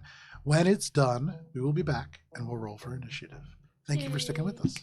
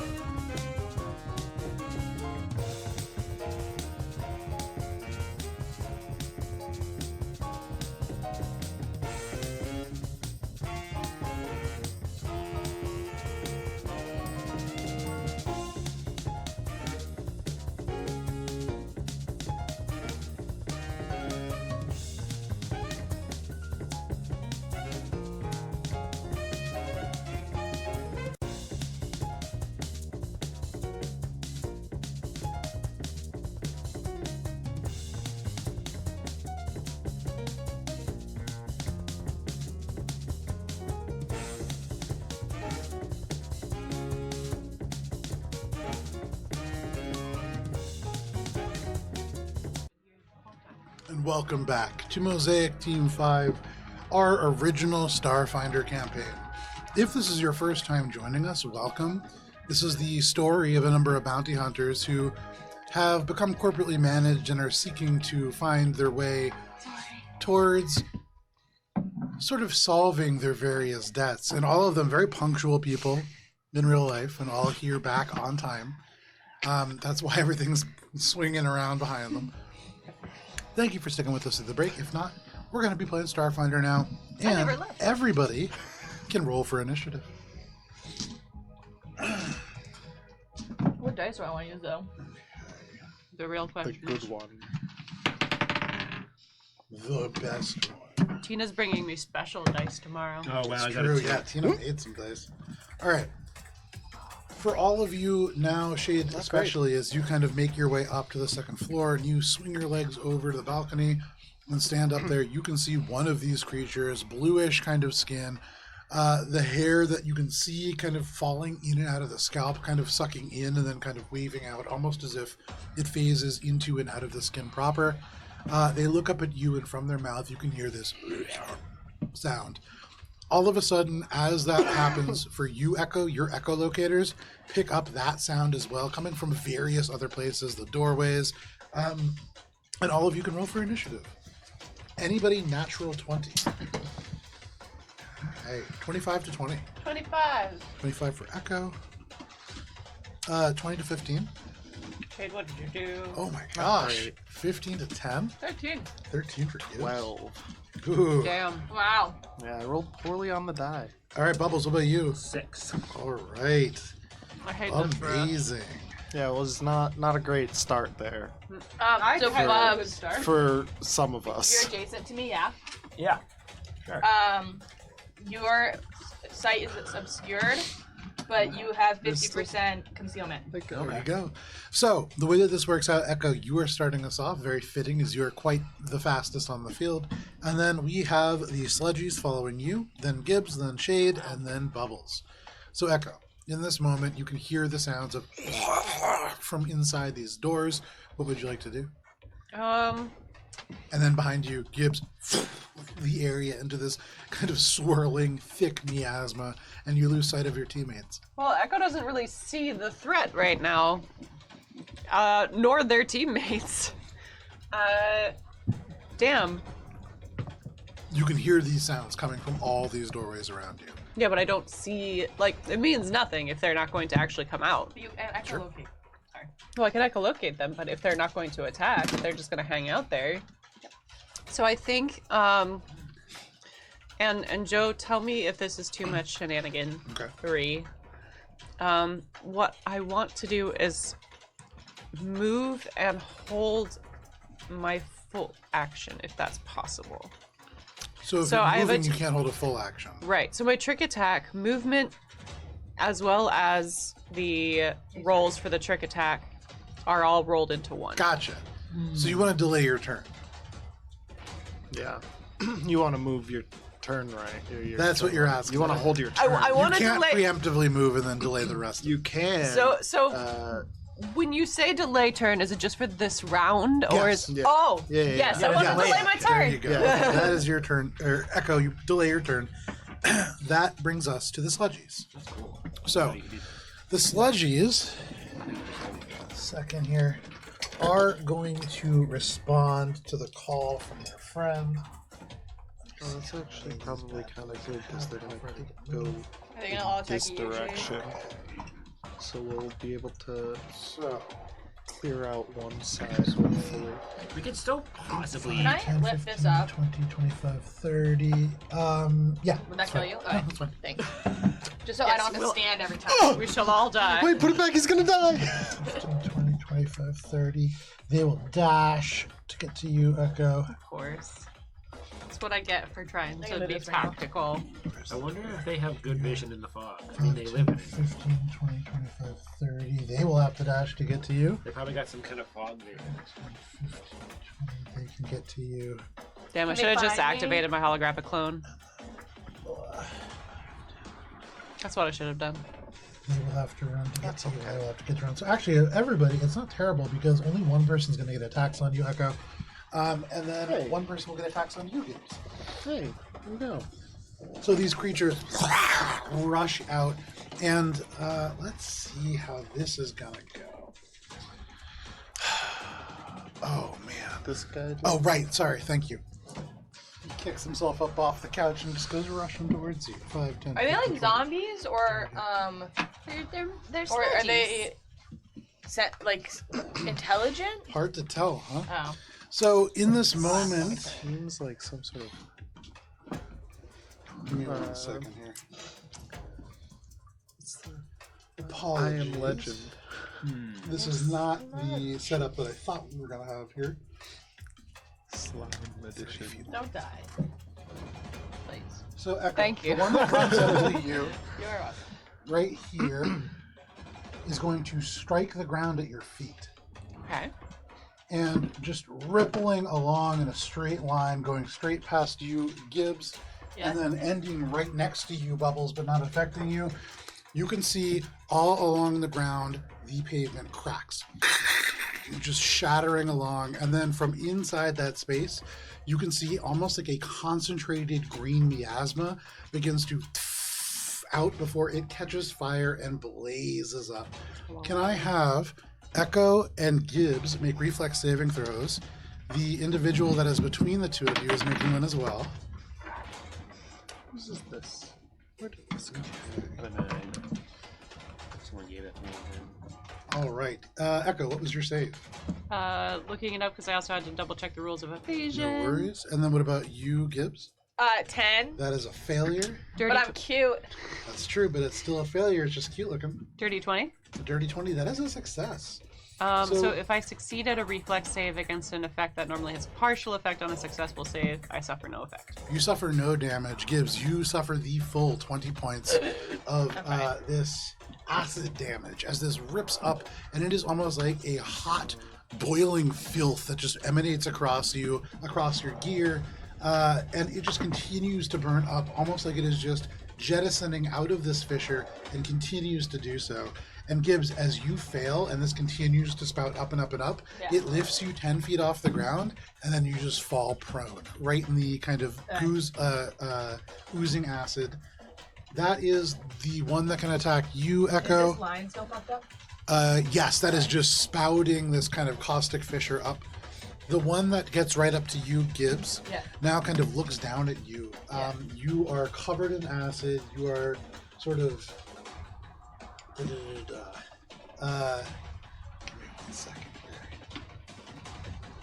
As he looks down at me, is it a feral like look or an intelligent look? As you look up at them, they have dark eyes that are kind of set into the skin, and as they blink, the eyes just disappear, and you can see as they open their mouth, and one of them just drips down and onto their tongue, the other one just swallowed straight down their throat. It's hard to tell, Okay. because the eyes do look at you as some kind of intelligence, but as they do this, they reach out and they grab you. They Okay. grab you on the ground, and can you please make a fortitude saving throw? Against being sickened or Yes, nauseated this or is against sickened? being sickened. 8 plus 5 is 13. 13. With a 13, that is a failure. Gibbs, Yeah. you are sickened, and Okay. you take 16 points boy. of. It doesn't say what kind of damage. I'm going to say that this is acid damage. Sure. And you feel this damage not coming from the touch. You feel a warmth first in your wrist, and then you feel almost this radiation-like illness pump into your blood as they infect the blood itself. And you feel the damage come from within your veins as it burns out and into the meat of your body. So But I'm that- radiated? You are not. It Oh. is just damage. You are now Is sludgy. sickened a like Sickened recurring is a condition? Yes. Yeah, it's like fucky. It's And bad. Gibbs, you are going to be sickened for 3 rounds. Alright. But that is the one that can attack you. That is the one that can attack Echo. The only one that's left, Shade, is the one that is facing off against you. And at this moment, it can hear the others kind of screeching in the alley. You see one of the eyes glance over at it, and then it is going to reach over to you and it is going to grab onto your wrist. And in this moment, you can feel a pulse of magical energy, not dissimilar from Gibbs. Can you make a will saving throw, please? Damn, will saves. We hate those.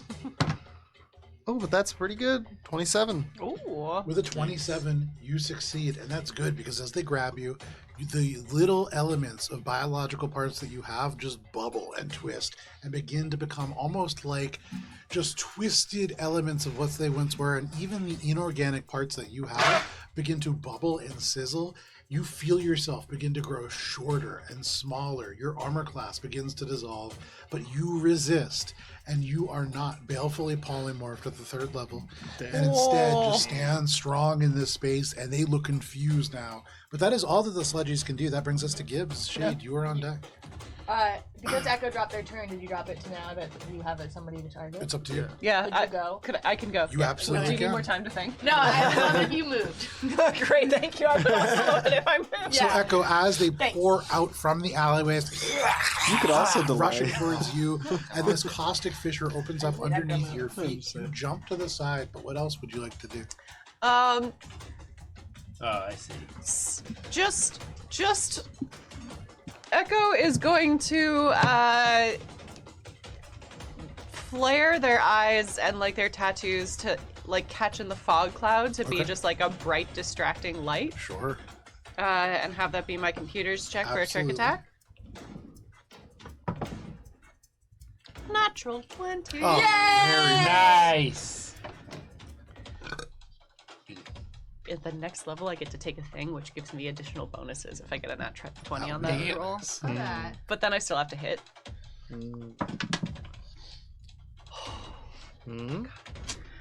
So with the disintegrator pistol, that's 15 plus 18, so that's 32. That is a hit. I Absolutely, hit. that is a hit. Something. Yay. This. And it's a Time. You need more D8s? No, it's not a crit to hit. It's just a crit for the like Oh, okay. making sure the trick attack works. Yeah, yeah. I love this sound. Oh, nice. Those are all very.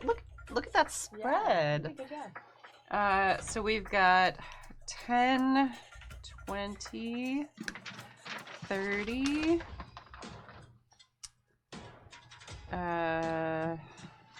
46, 50 points of acid damage to this guy in front of me.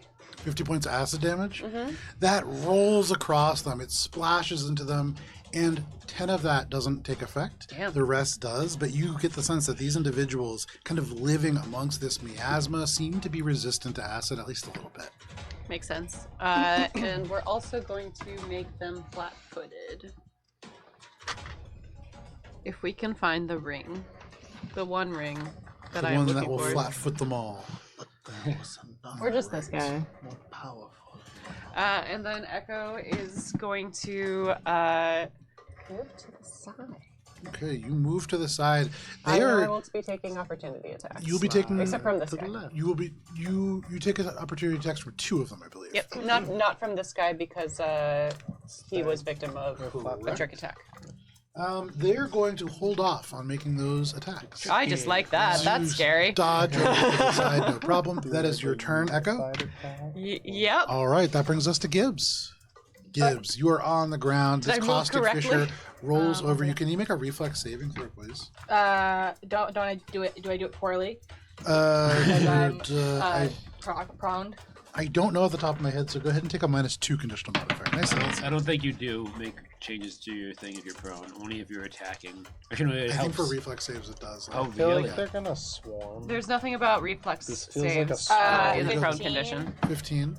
It feels like With the they're 15, Gibbs, swarming this down. continues to just spray acid across you, and you do take an additional 9 points of acid damage. Okay, You are just as prone as you were before. that's fine. Because I have Moxie. Right now, Gibbs, you're just kind of being tossed up and down by the. It's like you are stuck on one of those Yeah. spray parks, Yeah. and you just keep getting knocked up and just thump back down onto Cool. the ground. I'm Moxie. I have Moxie, so I can stand up from prone as a swift action. There you So I'm go. gonna do Very that. nice.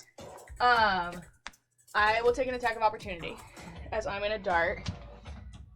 Sorry, hold on. Did I move correctly? So half of 30 is 15. So I only need to be 15 feet away from you. Perfect. Come on. Dun, dun, dun. And I'm gonna go here. I love that sound of it. And I'm gonna cast Wither, Nice. which we've all seen is awesome spell. So it's 30 feet radius centered on me, which means it's only 15 feet because it's half. You know what I mean? Half of a circle is 15 feet. Absolutely. So as you go to do Wither, you can see this individual kind of watching Echo as they move. They turn, and you feel as if when you get close and you begin to use magic, that really captures their attention. They No! look hungry, and this individual, as they reach out, they're going to go, Save their and they reactions. punch you straight in the throat. Can This you make guy? a Fortitude saving throw? No, the one that didn't take the attack of opportunity on Echo. Saving throw? Yeah. As they attempt to punch you straight in the throat. Damn, they hungry for some magic. 19. With a 19, you feel they hit you dead in the throat. It chokes the words in your mouth as you try to cast this magic out. You can feel it as if they try to rip the magic from your throat and into their own body to absorb it, but they fail. You are able to still cast this magical ability. Wait, so they did something. Yes, they did. Okay, but I didn't fail. Okay, Correct. but next time if I fail, I won't fail. That's fine. Okay, so then otherwise, could I get a Fortitude saving throw from all of the baddies minus the guy who punched my throat? Okay. What are you casting? Wither. Wither. And what kind of a template is that? It's a Fortitude saving throw against living creatures and organic objects. Creatures with a plant or water subtype take a -2 penalty on their saving throw. What else do you need to know? Why is it not the one that punched you? Oh, because it's only 15 feet. And Gotcha. It is the one that punched you then. It's the one Oh. that punched you is not that one. It is the one that is closest to you and you Okay. cast. Did this guy get his attack of opportunity against me? No, because they're not taking Okay, it. Yeah. So you run over there, you cast this, they punch you in the throat, but you still squeak the last elements of your magic out, There's something and a wither just across this arcane energy. What kind of save is that? Fortitude? Fortitude save, and it's a 4th level spell, so my DC is 21. So that is all 5 of them that are in front of you there. Yeah. I only have 40 20s, so give me a second. What is the save on that? Fortitude? Yeah, 21? 21. Okay, so 2 of them rolled Fortitude plus. 2 of them succeed with the 22. Everybody else fails. Okay. So the 2 who are furthest away from you, the ones right by Echo, succeed. The 3 right in front of you fail, including the one that Echo hurt. Okay. Hold on, because everyone takes damage. Damn, that's Okay. D12 damage? Yeah. Ooh. So the people who take full damage take 37 points of damage, Okay. and then 37 divided by 2 is 18 damage for the 2 that succeeded. Okay. No problem. The one that Echo already hurt, dead. As you cast Wither, the last elements of their body just sucked dry, and their body, almost a husk, falls to the ground. Gibbs, as that happens, you can feel this well of magic just go dry, as they are no longer on this planet. The rest of them, however, still up.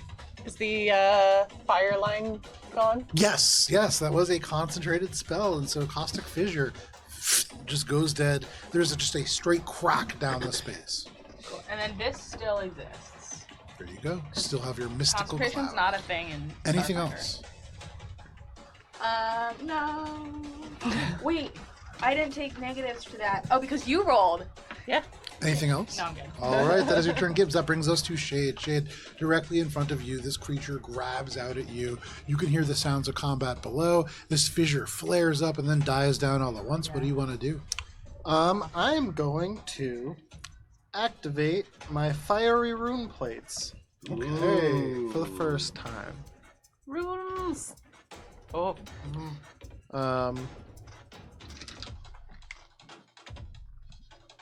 Yeah. I like his music.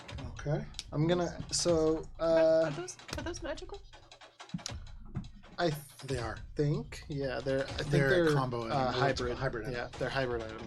Yeah, we picked them up before. Test our reactions. I've integrated them into my cybernetics. This is going to test my theory then. So as a standard action, you activate this rune plate. There is an aura of spiraling flames that just whirl around you. you know that when they start their turn or enter the turn on area on their turn, they'll take that damage. Yeah. So what else are you doing? Then I'm gonna use my move action to jump away Okay. and down to what is it, 15? What's the radius on it? You have the Mark II, correct? Mark 3. Mark 3. Doesn't say on mine. Yeah, just read it. Sorry. All squares adjacent to your space. Okay, cool. Then I'm gonna go right. Phenomenal. Excellent placement. So you stand just slamming directly into the space that was the start of this caustic fissure. Right as the green acid glow dies down, Gibbs, you look up and you see this fiery, almost star, just like fly through the miasma and then just slam, superhero landing into the space. The fire swirls around you. You can see these individuals just shy away as the fire gets into their faces. Anything else, Shade? Then I'm gonna use my exocortex to do. I think I'll do just a distracting hack on my own exocortex. Okay. And I'm gonna target the one that is nearest to Gibbs, who is looking sick. No problem. That is a sense motive. Yes. It's a feint action. 24. Okay, I believe it's a failure. So 2. Anything else? That is it. So that guy is flat-footed. There you go. You For the flat foot next this attack individual on it. directly in front of you. This guy, yeah. And Gibbs, this is the same person that had just punched you in the throat. Now Shade slams down behind them, and almost instantly you can see there is something that is going on with them, but that is your turn, Shade. That brings us to Bubbles. Bubs, Bubbles, all of your teammates just abandon you in the Yeah. fog. Bubs, is like, I can't see anything. Because Bubs is like a very heavy breather. Yeah. And so his like visor's getting like really kind of fogged up too. And he can like kind of see like in the distance like a little like green flame coming towards him of this guy. Yeah. And Bub says as he tries to build himself up, he says, when the fog of war is uncertain, your only certainty is your hammer. And he's gonna go right up for a hit. No problem. Make your attack roll. This is gonna be a single attack. That's an 11 plus 18 is 29. The 29, that is a hit. Nice. Also Friday. It's hammer time. Here Fucking comes time. Johnny Helicopter. That's 9, Give a kiss for 15, Johnny. 15, Black Hawk down. 23. What is that? I can't even see what that is. 23, 8, 23 plus 8 is 31. 31 plus 7 is 38. 38 plus 20 is 58. 58 points of damage. You slam this into them. They are, and then you crush the top of their jaw. It just smashes up and then through their head. And you can see the teeth just spike out across their elements of brain, but they just suck it all right back through. They're still up, but they look bad. That was a Yeah. big hit. And Bubs feels like this hit was like a straight baseball hit right down the line. Yeah, absolutely. And he's like, man, I got lucky with this one. But he bends back up slowly. You can see the bones kind of cracking back into place. That is your turn, That's Bubbles. All right. That brings us to the top of the round and to you, Echo. All right. Echo, you have kind of like navigated over to the side, and as you do, suddenly Shade explodes into the space, fire whirls around him. Behind them, you can see Gibbs just grabbing at these individuals. What would you like to do? So, Echo. Seeing their reaction to Gibbs, like casting spells, Echo would probably try and take heat off of her with the guy next to the flat-footed guy. Okay. So once more, kind of like causing that flashing from their eyes and circuits. Okay. So the one next to Gibbs is not flat-footed? Yes. Excellent. So that is going to be 27. 44. That is successful. Ooh, and maybe not a hit. 24 to hit. Against, Acid damage. that's EAC, that is a hit. Yay! Yay! Hit. The dice is Barely. rolling wild. I know. Through the kind of like fog and people running, You're doing good there's today. just explosions of like green fire that are It was replaced by due. Shade's fire. I was Okay, too. your dice are great. I didn't jinx it. Got Okay, yet. 15, 20, 30, 42.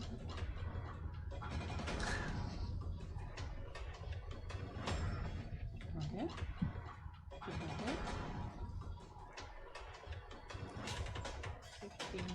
Yes, okay. 32. 49 points of acid damage. Okay. And that is actually enough. Even with the reduction that happens with that being acid, you just point, and as they turn and get ready to punch Gibbs in the throat, this is going to be that second throat punch.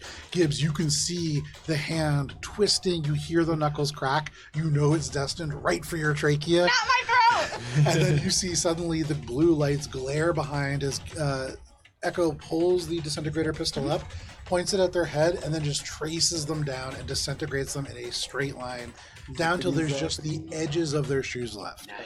They are dead. And then Echo is going to move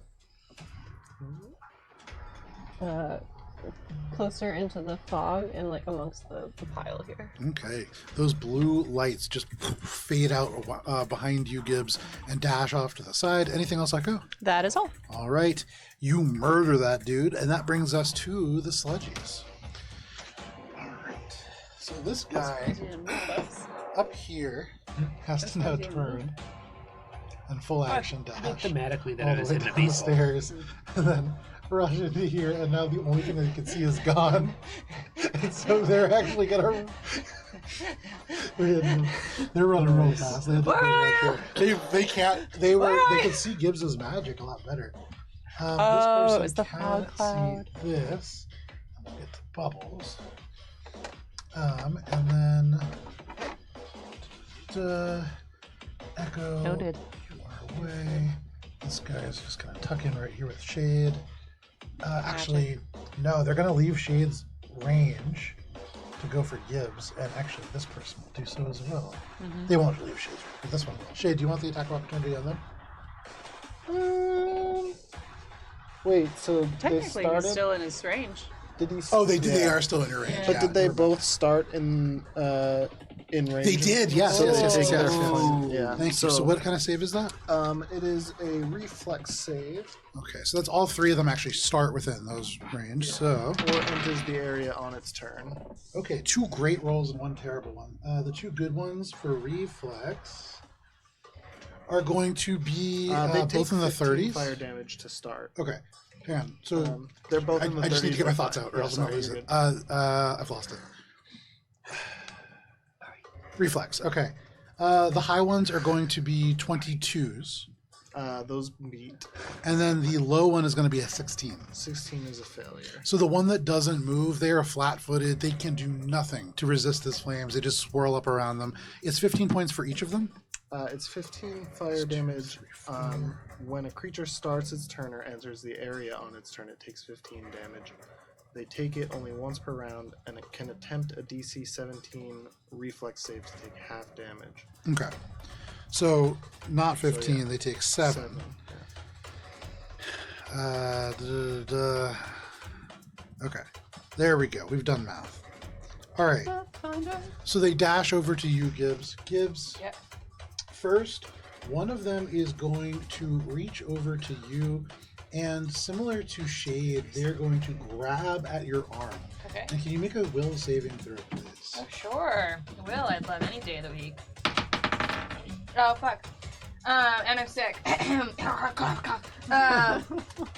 So, how's 16?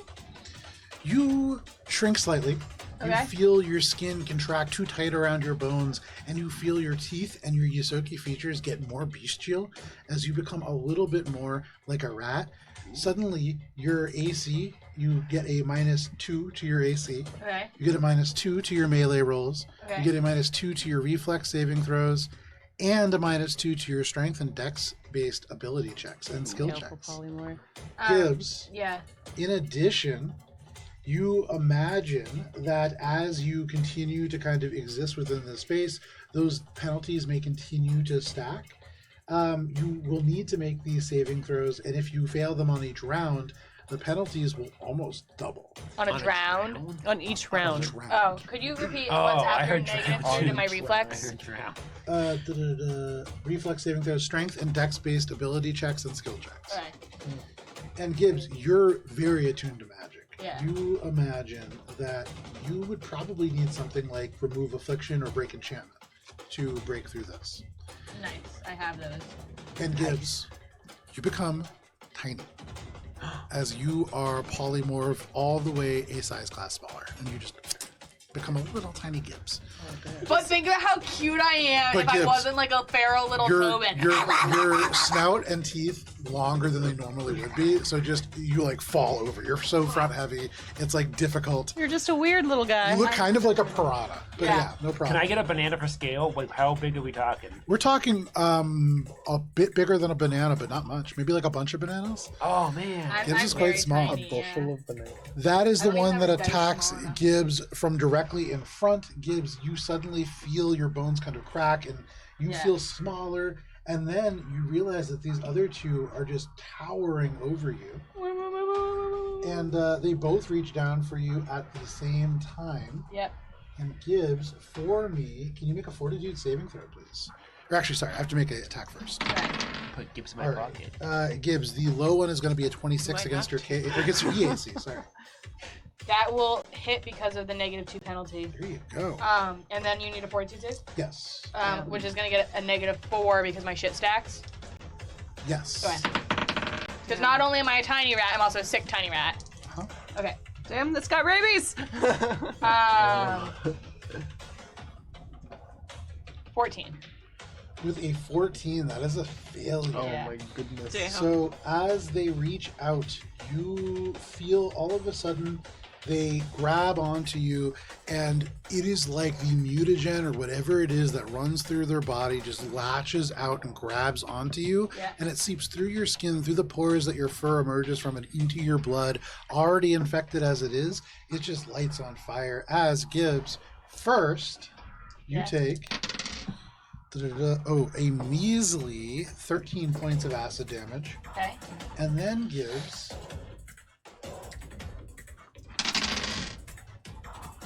you take an additional 11 points of corrode damage. And you Okay. imagine that 11 points of damage will happen at the end of each of your rounds until this effect ends. You can repeat that save at the end of your turn. Jam. Okay, hold on. So that is Joe really rotting said touch. just fuck you in particular. It's okay. Corrode, 11 damage. Then the second one makes its attack against you. Oh boy. That is significantly lower, though. That is only going to be a 21 against your EAC. Even with the penalty, it doesn't hit. There you go. So they reach out, and Gibbs, as you feel your blood just begin to boil, you rush away from the second one. How many hit points land? That is, Oh, that's your stamina. yeah. But still. That is the ones that can deal directly with you, Gibbs. Bubbles. This one who is just toe to toe with you is going to reach out. They're going to slap you in the face. And Bubbles, that is going to be something like a 36 to hit. Oh, that hits. And so, Bubbles, they also reach out and they touch you with this corroding touch. That is going to be 15 points of acid damage and an additional 12 points of corrosion damage that you will continue to take. You can repeat that save at the end of your turn. Okay.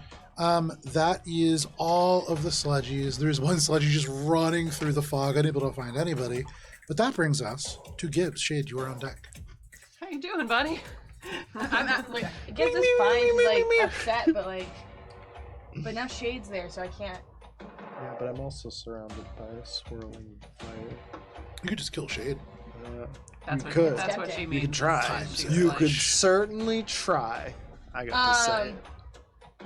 Because they will take attacks of opportunity against me. It's just other people. Well, the other guy did it. If you move 20 feet around the enemy that's closest to me near you, you can line up a times edge and hit Ooh. Shade and Bubbles without hitting a single enemy. I feel like it's a trap when Joe suggests things. I don't know how much a trap suggesting shooting I your could eat friends it. is. You could friendly fire. So, okay. It's the I'm fog gonna- of war. That's where friendly fire I'm happens. gonna move one Not when square. you're Do not I get an attack in of it. opportunity? You do. Okay, fuck. So you move one square. This one now, the tiny little Gibbs, it reaches up its leg and Yeah. tries to stomp on you. You are literally a tiny little rat. Which one? That guy's gonna attack. Gibbs, that is a 30 against your KAC. Yeah, that's gonna hit. With an unarmed strike, Gibbs, that is only going to be 10 points of bludgeoning damage as they just stomp on your tiny little body. They barely are able to get it, but they just kind of kick Alright. you a little forward. Cool. I'm gonna stand here. Okay. I will take a second attack of opportunity if Yes, they you so will. choose to. No, he's flat-footed. Will. Oh, but that one Oh, gets flat that's true. Then he won't. Cool. But now I do have this nice line. Alright. So, I'm gonna times edge. I'm expecting that this guy's gonna try and stop me. Okay. Because he has his reflex. He still. does. Cool. So he is going to reach out, punch you straight in the throat. Can you go ahead and make a fortitude saving throw, please? Sure. I fail that, but I would like to use What is the total? 3 plus Yeah, 5 probably plus a failure. like Yeah. -4. Like Yeah, that's a failure. yeah. But I would like to spend a resolve point Okay. to use determined caster. Okay. This says when a spell you cast would fail because you took damage while casting it, I can spend a resolve point to roll a caster's level check. The DC is 10 plus the spell's level, which doesn't give a fuck about your debuffs. It's just DC 10 plus my spell's level. And Time's Edge is a 3rd level spell, so I just need to hit a DC 13 check. I'm going to allow this. Technically, as it is worded, on a failed save, the spellcaster is unable to cast any spells until the end of their next turn. So you wouldn't really be able to do that, but to compensate for that, But it's a feat. Determined caster's a feat. Ooh. I get it because I fail. so is throw. Fuck. But what we'll say is you can do this, and we'll give the DC +2. Alright, so I need to hit a DC 15, which is this is purely a dice roll. Let's see it. Let's see it. Come on. A 4! And so you try, as they punch you in the throat, you try to force the words from your mouth, Tiny little but it is finger comes down unable and to goes. make it through. You just can't squeak out. Alright. Which is too bad. You see this line of enemies directly in front of you, and you can do nothing with it. This is not. This, as far as action economy, even though I spend a resolve point, it's not a reaction to do so. I still have my reaction. Correct. I would like to make my save against Croak, Ooh. Okay. and I'll take my 11 damage Go now. for it. Mark Good your 11 choice, good damage off. choice. Make your save. I mean, it's just me ending my turn, but But it's good to remember the save. yeah. Hold on, sorry. It's a what save? It is a fortitude save, I believe. Let me just double check that. Yeah, I remember you saying it was. Yay! Fortitude, yeah. Okay. 18. That is a meets a beats. Yay! So you are just able to shrug that off as the acid sinks into you. You shake your fur, the big Yosoki shake that you do when you're normally wet, and it just scatters acid across everything. Echo, you dodge, definitely moving out of the way of this stuff. Right, but I'm still. So that's just doing the corrode damage at the end of my turn. Correct. I'm still baleful falling work, yes. Correct. Okay. I'm still sticking. I'm So still that is your turn, Gibbs. That brings us to Shade. Bubbles, you are on deck. Cool. Nice. Everyone's used their reaction too. That was really good, yeah. That was good. Everyone's burned it. So I'm gonna make an attack on this one after I use distracting hack. Absolutely. Throw punches of feet. I'm gonna look that up after later someday. 35 to beat That's for the the awesome distracting thing. hack. Say again? 35 for the distracting hack. to 35 is a No, I don't success. beat. All right. And then I'm gonna make it a full action attack. Because then I'm gonna. Yeah. Okay. Full action attack on the guy that's closest to Tiny Gibbs. Okay. After dirty fighting feats. Is also flat-footed. So the first one is a 11, 30 to hit. 30 is a hit. Nice. All right. And this is the one that is. This guy closest Okay. to Gibbs and diagonal to me. Absolutely. Ooh, nice.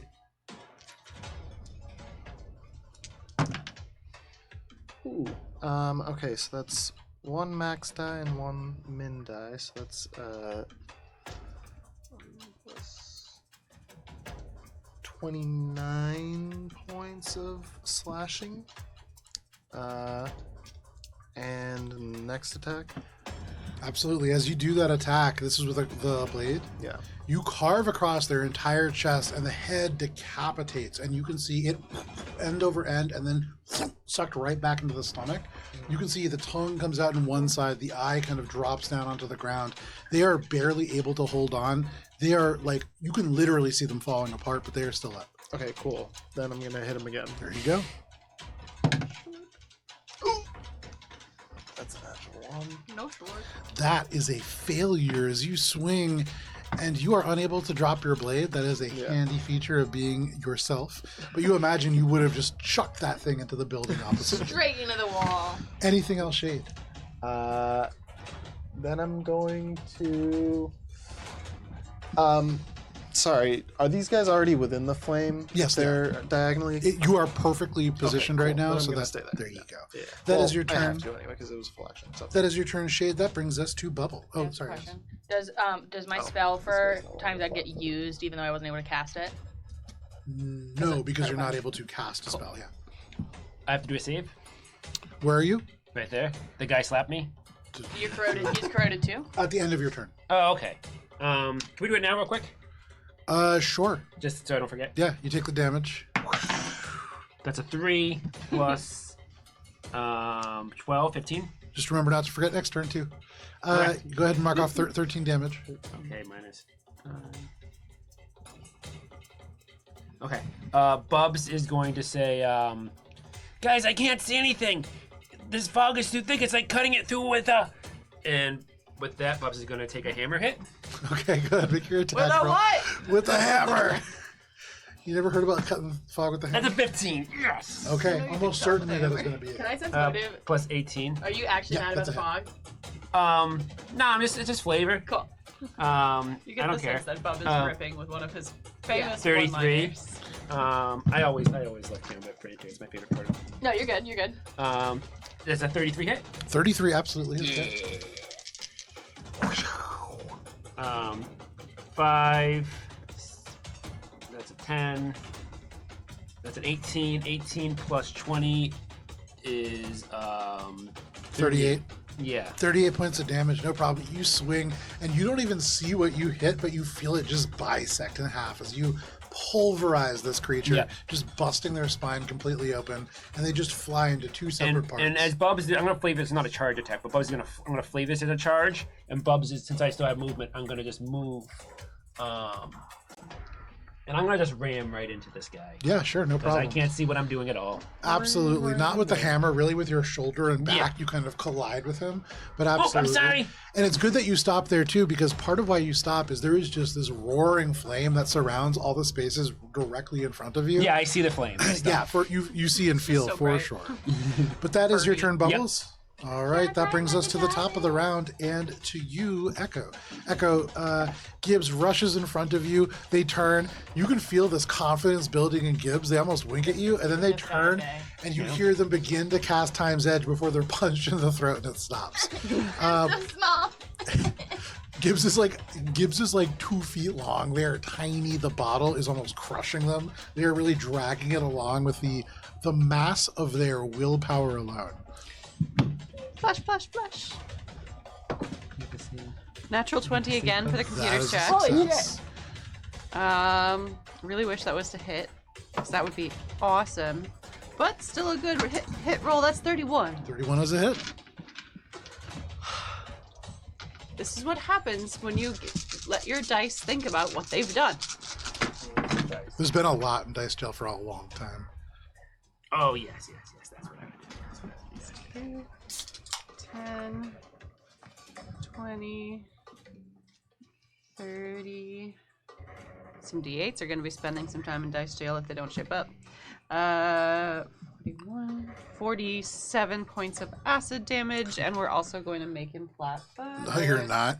I mean, very literally in the sense that you thrust this pistol out, you fire it directly into their face, and all that's left is the very flat parts of their feet at the bottom as you disintegrate the He's rest of the flat-footed. body. Yeah. That's what it means, right? Yeah, for sure. Very literal translation. Anything else, Echo? No, I can feel pretty good. Okay. Gibbs, that person that punched you in the throat, Yeah. you can see they wind up again, and then Echo just erases them. You see, I don't feel so good, Mr. Stark, as this individual just disintegrates away. That is your turn, Echo. That does bring us to the sledgies. Those who remain. So first, we have 1, 2 who are taking 15 points of fire damage. Or will you do a save or a tab? Oh yeah, that's right. That does probably matter. What is the save? Matt, what's the save for your fire thing? 17. 17. So both of them fail. Both of them takes 15 points of damage. The one who is directly in front of... no, the other one. Yeah, that one, they are just dead. As the fire just engulfs them completely, you can see the skin boils and pops, and they just fall to the ground. The one directly in front takes the full damage and is still up, but they are barely up. You can see just holding on. That means that we only are going to get that one. Oh no, actually. How could I forget? The cloud keeping him at bay. Straight through this. Ah, damn. And he is I'll going drop it to then. run in here. He has to full action dash. He like runs in Cool. circles in the cloud a little bit. But he gets to the bottom of you. Bubbles. Shade, this individual is going to turn towards you, the source of all of this fire. They are on fire. They are burning, elements of their skin dripping off their body. But even with that, on they're going to fire, reach but it's out not and make an attack against you. But that is only going to be a 20 against your KAC. That is a miss. And so they reach out to touch you with this rotting touch, and they are unable to do so. That is all of the sludgies. And that brings us to Gibbs. This guy didn't go. Yes, that was them. Oh, that guy dashed. Okay. Nice. Cool. Well, that guy can't throw punch me because I'm 5 feet away. So I'm gonna Time set him. ectoplasmic barrage. Very nice. Okay. Sorry, I don't know where my spell is. Oh, here. Targets 2 creatures no more than 30 feet apart. Check. I'll cast this at 2nd level. Okay. I need to hit. I need to hit. Yes, you do. Natural 20. Very nice. And a 17. So even minus 4. We needed this. Mosaic team needed this. 11 minus 4 is 7. 7. So the 17 plus 7 is 24. 24 is the lowest one, and the other one's a natural 20. So again, that's against EAC. KAC. KAC. The 24 is a miss. The natural 20 is a hit. Nice. So 46 becomes 8d6. You could just roll the 46 and double that Cool. total. Love I'm that. curious. Did the 7, bottle 8, get 9, 10. small? No, that's why it's tiny little Gibbs dragging it along. 20 damage against purple guy. 20 damage against purple guy. Gibbs, as you cast this ectoplasmic barrage, it just bursts them. Like you could see they were barely holding together. They reached out at Shade, and as they reach out, you just burst them apart. Nice. I move action to disable my fires. There you go. It goes off. As a move. Oh, I didn't take hit point damage, so never mind. Is anyone taking hit point damage? No. Everyone's good? No, I think Oh, we're doing well, okay. I guess Yeah. we're still in combat, so I don't do that yet. Cool. Okay. All good. I That thought is was your last turn, guy. Gibbs. That brings us to you, Shade. I'm And that going- was my last round of Sickened. There you That was go. third round. Very nice. You So now feel a just a little tiny better. rat. You look around. You're small. No, I don't care. Okay, I'm going to use my move action to disable the fire Okay. for real, and then just get in. Actually, I can't because I used my move action just then. So then I'm gonna just quick draw my laser He's gonna pistol. meet. Well, because I don't I would typically draw the gravity gun, but if I pull them toward me, then you can't really do your thing. No, I can't. I have reach. Oh, cool. Yeah. Then I'm gonna. What you doing? No. Exocortex. I'm just gonna distracting There hack you him go. for Bubby. Okay. 24. That's 30 something. Easy enough. You Or distract 40 the actually. Anything else, Shade? Then I'm gonna just hit him with the laser pistol, I guess. Okay, you quick draw the laser pistol. Make your attack roll. Natural 20. Oh! That is a hit. Go ahead and roll damage. Wow. It's not a lot of damage, but it is burn damage. Some of it. This person is the least hurt of everybody. Cool. And I came all this way just for That you. is- They've run a long distance. They've had to run up from the second floor. Alright, Then they had so to run that's- across the gas. They couldn't find anybody. They ran through it again. And a D4. I heard someone needed a little love. Oh, Yeah. I heard you were all out of it and you were so lost. Alright, so that's Got the groaning eye roll. 14 fire damage. Hey. And 8 burn. Very nice. Anything else, Shade? That's it. This individual looking really rough behind you, Bubble. Shade just sinks a laser shot dead into the chest. You can see the fire smoldering from this crater, but they are still breathing and groaning and looking for something to strike. That is your turn, Shade. That brings us to you, Bubbles. Bubs like runs up, stops at the fire, is like ah, and then Bubs like okay, I'm okay, and then all of a sudden this guy just appears right next to Bubs and goes ah, you startled me, and then he's gonna go right like a overhead roundabout right to the face. Yeah, like no this, problem. like- Make your Bubs attack also roll. throw punches at the guy. I mean, kind of. Hilarious. This would be a single attack. Okay. And then the guy That's a also shrinks down. 17. Okay, that's going to be a hit.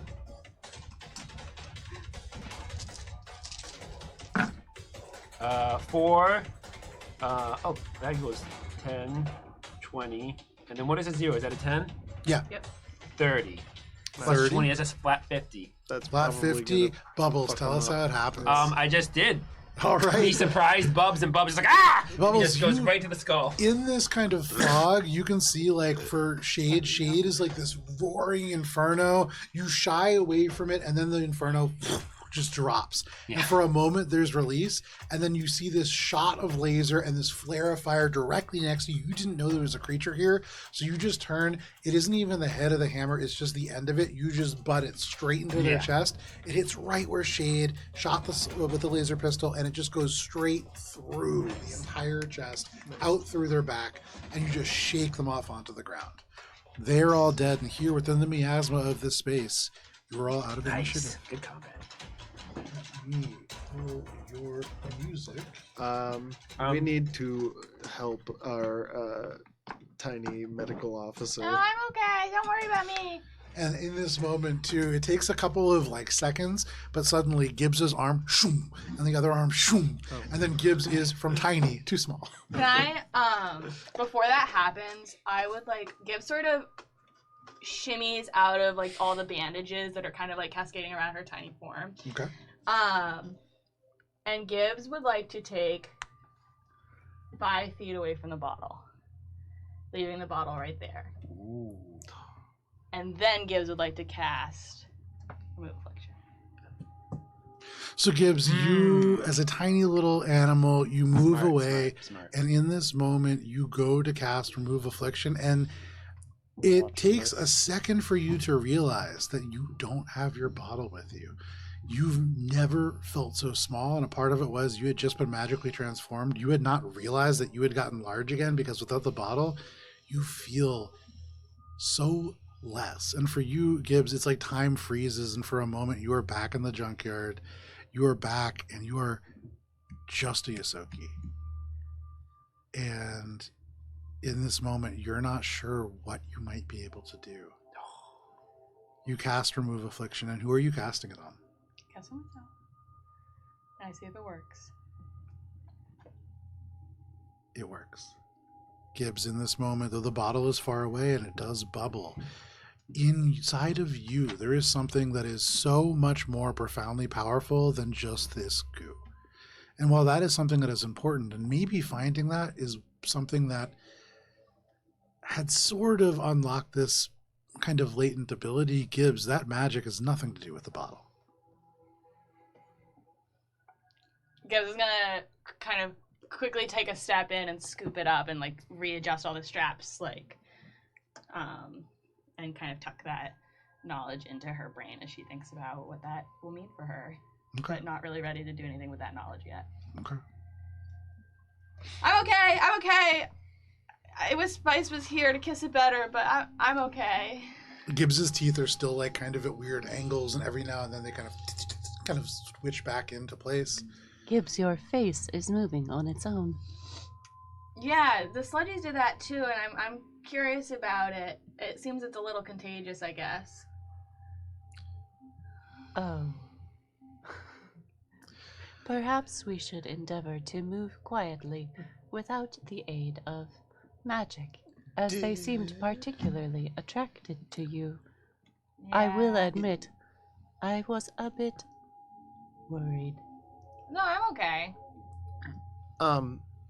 Did any of the sludgies, like, obviously they're raw, irradiated, sort of mutant creatures, but it feels like it was like almost hive-mindy the way that they kind of honed in. And we've encountered creatures that kind of call to each other with just like clicks and... Make a sense motive check. But more specifically what I'm asking about is on the beach on Oris Bay with the mutated frog. Mm-hmm. Are there indications of similar mutations from the sludgies, or like any sort of like correlation Make a to life that? sciences check. Ooh, that's a 19 on the die. 24. So you get down and sort of examine the elements that are left over. Almost all of the sludgies either disintegrated, lit on fire, bashed with a hammer so powerfully that they're just scattered across the building behind. None of them are in great shape, but you do find that amongst the elements that you can see, the gelatinous nature of the flesh, blue and purple as it is, it's not quite amphibious, but there maybe is some correlation. Maybe not exactly the same, but perhaps there are some similarities in the techniques that were used to create these things. Right. Okay, cool. So this conceivably is the result of exposure to either the compounds that are making Gaia's mutagen in their raw forms, or Gaia's mutagen like in a processed in a different way than how Dr. Brunei was using it, and Maldros too. Perhaps. Okay. Do you say this out loud? Yeah, I think as we're kind of gathering in, I would say it seems that there's some indication these creatures may have also been contaminated in some way via either Gaia's mutagen or some unrefined version. We're using the link, right, to talk? Yeah, the telepathic link. We're just like in a circle staring at each other. Okay. So, or it's part of the radiation. Can I maybe like medicine-y, or either, I guess. I'm trying to figure out, is this medicine or is this mysticism? Like, which check would you like to use? can I use mysticism? Yeah. To see, like, is this Gaia's mutagen magic in the air, or is this radiation from the life? So 23 plus 16 is 39. With a 39, you think back to your training as a medical officer is not school-based necessarily. Yeah. It's more vibes-based. But you've done some infosphere searching late at night, just kind of wondering about, like, where does medicine come from, and what is the history of medicine, and Why medicine? Yeah, why medicine? And a long time Who's ago, you hypocrites? knew that before people knew about things like cure affliction, there was stuff like prayer. There was stuff like, oh, if you take a dried out husk of corn and you put it under your bed, your foot fungus will go away. You think that would work with a corn If you dog? hold a corn doll, you'll become maybe stronger. Yeah, something like that. There's all these kind of beliefs. And those weren't like medicine. That was because there just wasn't an understanding of what medicine really was. Magic, mysticism in general is not, It's just it has laws, it has rules. It is an aspect of science, just one that is not commonly understood or currently accepted to be as such. And you get the sense that between radiation, between magic, all of them are really just at their cores names for 5 fundamental things: gravity, the weak force, the strong force, and electromagnetism, coupled with this kind of underpinning dark energy. And radiation, mysticism, things like gravity are really just the result of those things interacting. And all of that means that this radiation that is part of the miasma here is a side effect of whatever process is causing the sludgies to be the way they are. The sludgies themselves might even be a side effect, though you get the sense that there might be a little bit more intention to it. And you remember, Mesra had said that prior to her leaving, the sludgies had really just been almost like animals, really like kind of a problem, but more a nuisance. I think that was the exact word that she had used. You don't, having just fought them, feel as if this is a nuisance. This is something different. a threat. So this is more dangerous than what Mesra described because they were more cohesive. And then you remember, one of the ways that you can change the way that you interact with the world, with the weak force, with the strong force, with gravity. Lots of people have different ways of doing it, but one really common way that's really old is you just take a bunch of drugs. Oh, and which is also was considered magic. And Gibbs, you know somebody who's involved in a lot of drugs. You cast no location or no coordinates on them this morning. Oh, Bastion. He was Jim says drugged. all of that. And I was like, I don't know, in the cocktail of all the things that could create these things, it's all probably in there. But, So this does further prove that Bastion is involved with the sludgies, using them as some form of protection for whatever his ultimate goal is. protection or a plaything. I mean, either way, they're serving a purpose for him. Experimentation, perhaps. But Bastion was all about bringing back nature to the way it was. This doesn't seem like bringing back nature to really anything. It seems more just like science experiments. Gaia's mutagen is a result of evolution, one could say. And if his goal is to bring things back to nature, we don't know what he'd be willing to do that. We were told that Gaia's mutagen, by the director, that Gaia's mutagen was human developed, or that it was like from what the director told us about this, the origin. Terran Initiative began that process. Yes. Okay. Perhaps with the influence of Jade Brunei, the desire for returning to nature might be misguided. Bastion was also not opposed to using destructive means in the past. Eco-terrorism is indeed a thing. And when you think things are below you, there's nothing you won't do to do this. What better place to return to its natural irradiated state? Regardless, this changes nothing. However, we have gotten more information about these creatures. I still would like to delve further, if at all possible. We should- have scratched the surface only. I'm fine to continue. We should be cautious. The drones that you saw earlier have probably alerted someone to our presence. From Echo's vantage, with their echolocators, do they sense anyone in? Perception check. in the immediate area.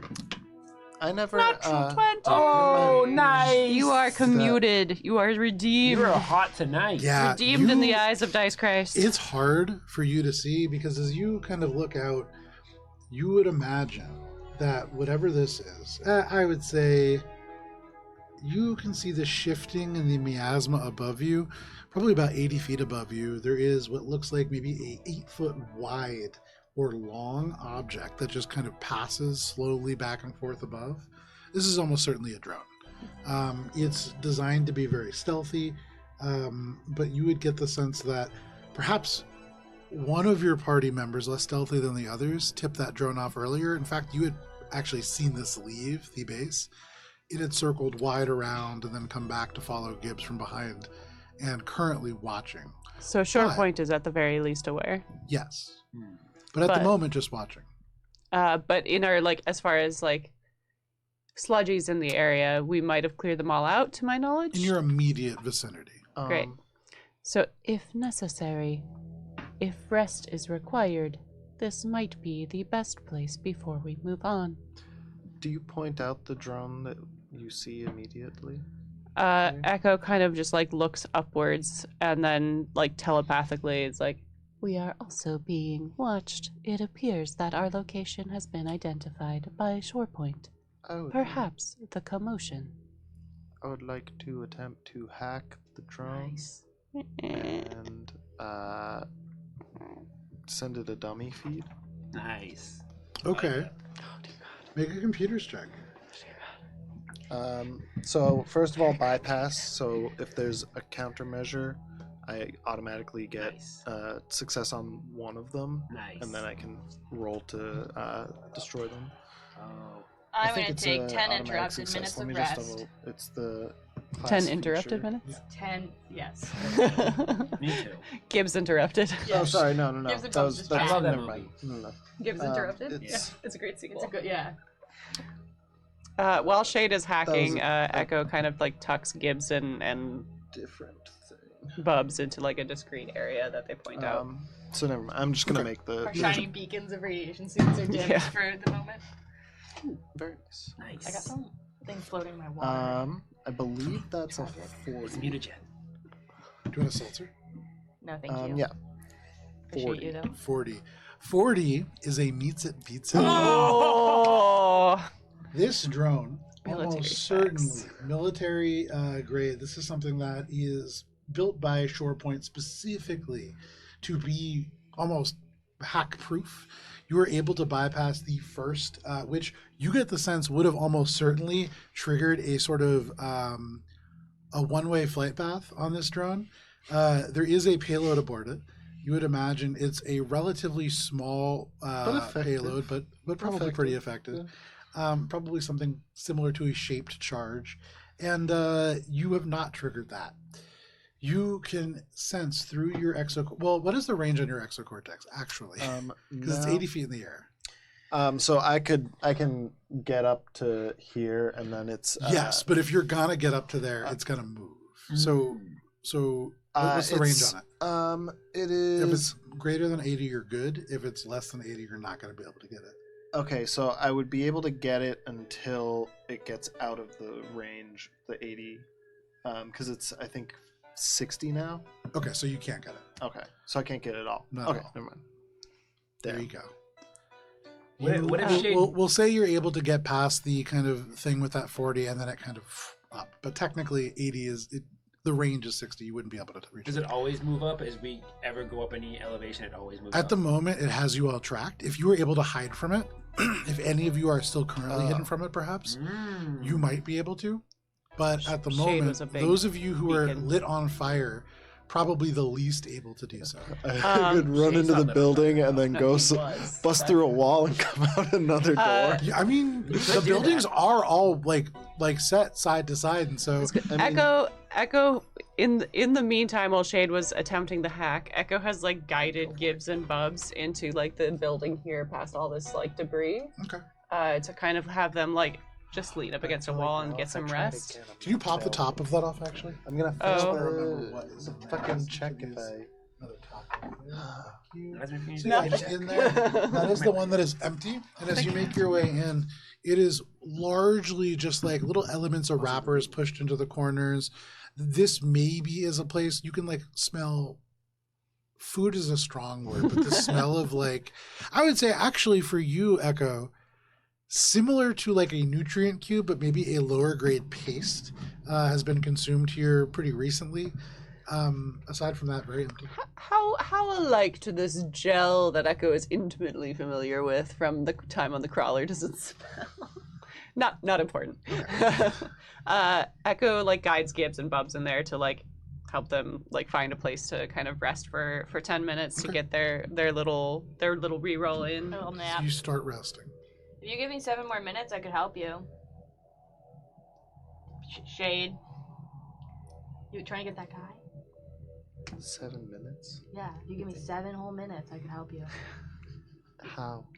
Well, I could conceal you, and then you could get 20 feet closer. I'm also just checking to make sure that my range didn't go up. Yeah, because it's... Yeah. I say this telepathically. We should get out of the street. What I'm is in your this wisdom building. score? My wisdom score? Yeah. Just flat? Yep. 18? Shade, your perception is high enough that you do notice for a brief moment there is a infrared laser that just passes over you. And it almost feels like a targeted laser, but that's not quite right. It's just for a brief moment there. And with that perception check, or with your passive perception, you do get the sense that all of a sudden there is like this tiny little itch that is on the exterior of your armor. And you turn over, and in the joint between where your elbow meets on the forearm and the upper arm, and the new arm, there is a tiny little tracking bug. And that drone off and into the distance. I still have the connection to it. You would imagine so, yeah. Can I backtrack it via this thing to see where it's going and follow it? It's the short point drone. It's going back short point. It's Dad's Well, job. Oh, you mean like going back to base, or just back in the sky when you said And that? But also, you just saw it go back up into the sky, but you would imagine if it has a base, that's where it's going. Okay, I thought well, you... because it It's not also going to go out could and get some be custard or Shore Point working with Jacinto and Bastion, so therefore also Bastion. Yeah. Why would Bastion be hanging out in the slums if he's so connected with Short Point and Jacinto? Because the object of his desires in the films. Right.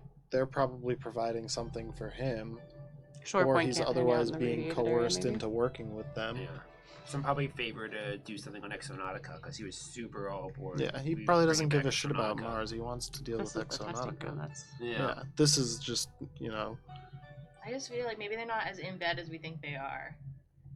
I don't well, know. I mean, Gibbs still thinks she can save him. He's so hot! How can you not? Gibbs, make a sense motive check. Sure, gladly. I would like to try to backtrack that. Nice. To just come back. Computers check. 21 plus 15 is 36. Nice. And I'm gonna use. 180 reroll. You know that I'm not. Shore Point exists here. They have a training base here, and they have this garrison here.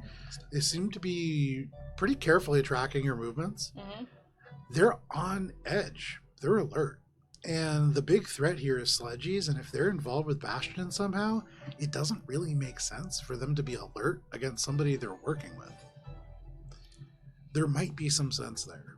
Yeah, like, why would he be, like, not in cushy military, like, things? Maybe he's, like, they broke up. Short point is also a mercenary service for hire. It could be that they are being hired by adversaries.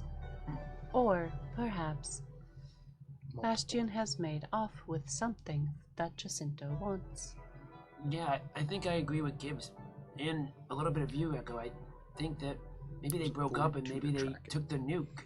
Maybe it was a plan to, steal the nuke at the beginning, but maybe Bastion betrayed them. We do have a contact within Shore Point that I could reach out to Yes. if necessary. Yeah, if you think he would talk about his business dealings, but honestly, I'm not super worried about Short Point knowing, Because maybe we're here solving a problem for them, taking care of sludgies and kicking butt. And with the 42, as you track back this drone, it doesn't go immediately back to that shore point base. First, it goes off into the west, and then a little bit north, kind of in the direction that all of you will be going if you continue along your route. It travels for a good distance in that direction, then hooks a little bit more to the north, and then you track its elevation going up higher and higher before it begins to loop back around into the east and then back down to the south before eventually making its way back to the tower that you know is the shore point base. Echo had pointed it out before. But this seems to be after kind of tagging all of you, taking a big loop around the area, and then returning to base. Okay. Did it pass over the area that we've located Bastion roughly with Gibbs's detecting? No. About halfway that far. Okay, so it hasn't gone all the way out. Okay. I will relay the movement pattern of it and confirm that it went to the tower, the shore point tower. Maybe you even just call your friend up and say, hey, we're working in the area, we mean no harm, XOXO, Shade. We may be able to acquire their assistance. They are a mercenary group. This is a matter that is relevant to their base here in some capacity. Nice. Do we want to check out the plumbing? Yeah. Unless you wanted to say something and I cut you off because I... Oh, no, I wanted to ask Joe something. Yeah. Is SurePoint mercenaries, or are they mercenaries specifically for Jacinto? I'm pretty sure they're mercenaries specifically for Jacinto. I'm looking up the notes. One Well, of the you, I don't remember security- who, and I don't remember if this was communicated all the way, but one of you knows that ShorePoint is owned an by the arm. same holding company as Jacinto. Yeah. ShorePoint is The a security. I know that. they're a 'cause I looked it up. security firm. on They're the Dorado. technically a separate entity. They have all the same owners as Jacinto, and Yeah. so likely are more or less just a private security I force. was Yeah. looking up the episode. It was like episode Echo 5. Echo knows that. But Gibb also, doesn't care. but it's mostly like they can be hired by somebody else if that happens. Right. It's just As long as it's not gonna directly counter whatever the ultimate goals of the holding company is. So it's like Lydell would know, but like maybe Bastion doesn't know. as we're all thinking about like various And points of I imagine avenues. we're still and kind of like, there's a 10-minute rest. oh yeah. Sorry, Oh, I still 'cause you're have doing 4 that. more minutes before I'm not tired anymore. As we're resting, Echo, Nice. like, thinking about why you would want to nuke and how, like, we've described nukes as basically magic, and Gibbs, like, learning about this thing. Kara wants to ask something that I guess Echo, wouldn't really know because of all the magic stuff, but, like, could you use a nuke to jumpstart a Gaia's mutagen reaction?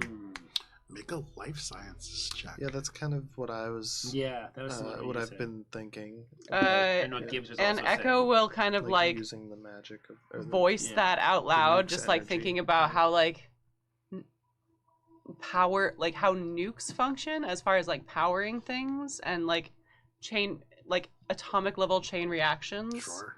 Not That's a physical science check then. Yeah, because well, I did because this Echo wouldn't physical really science connect is- the like science the is about it. mysticism of it Yeah. all.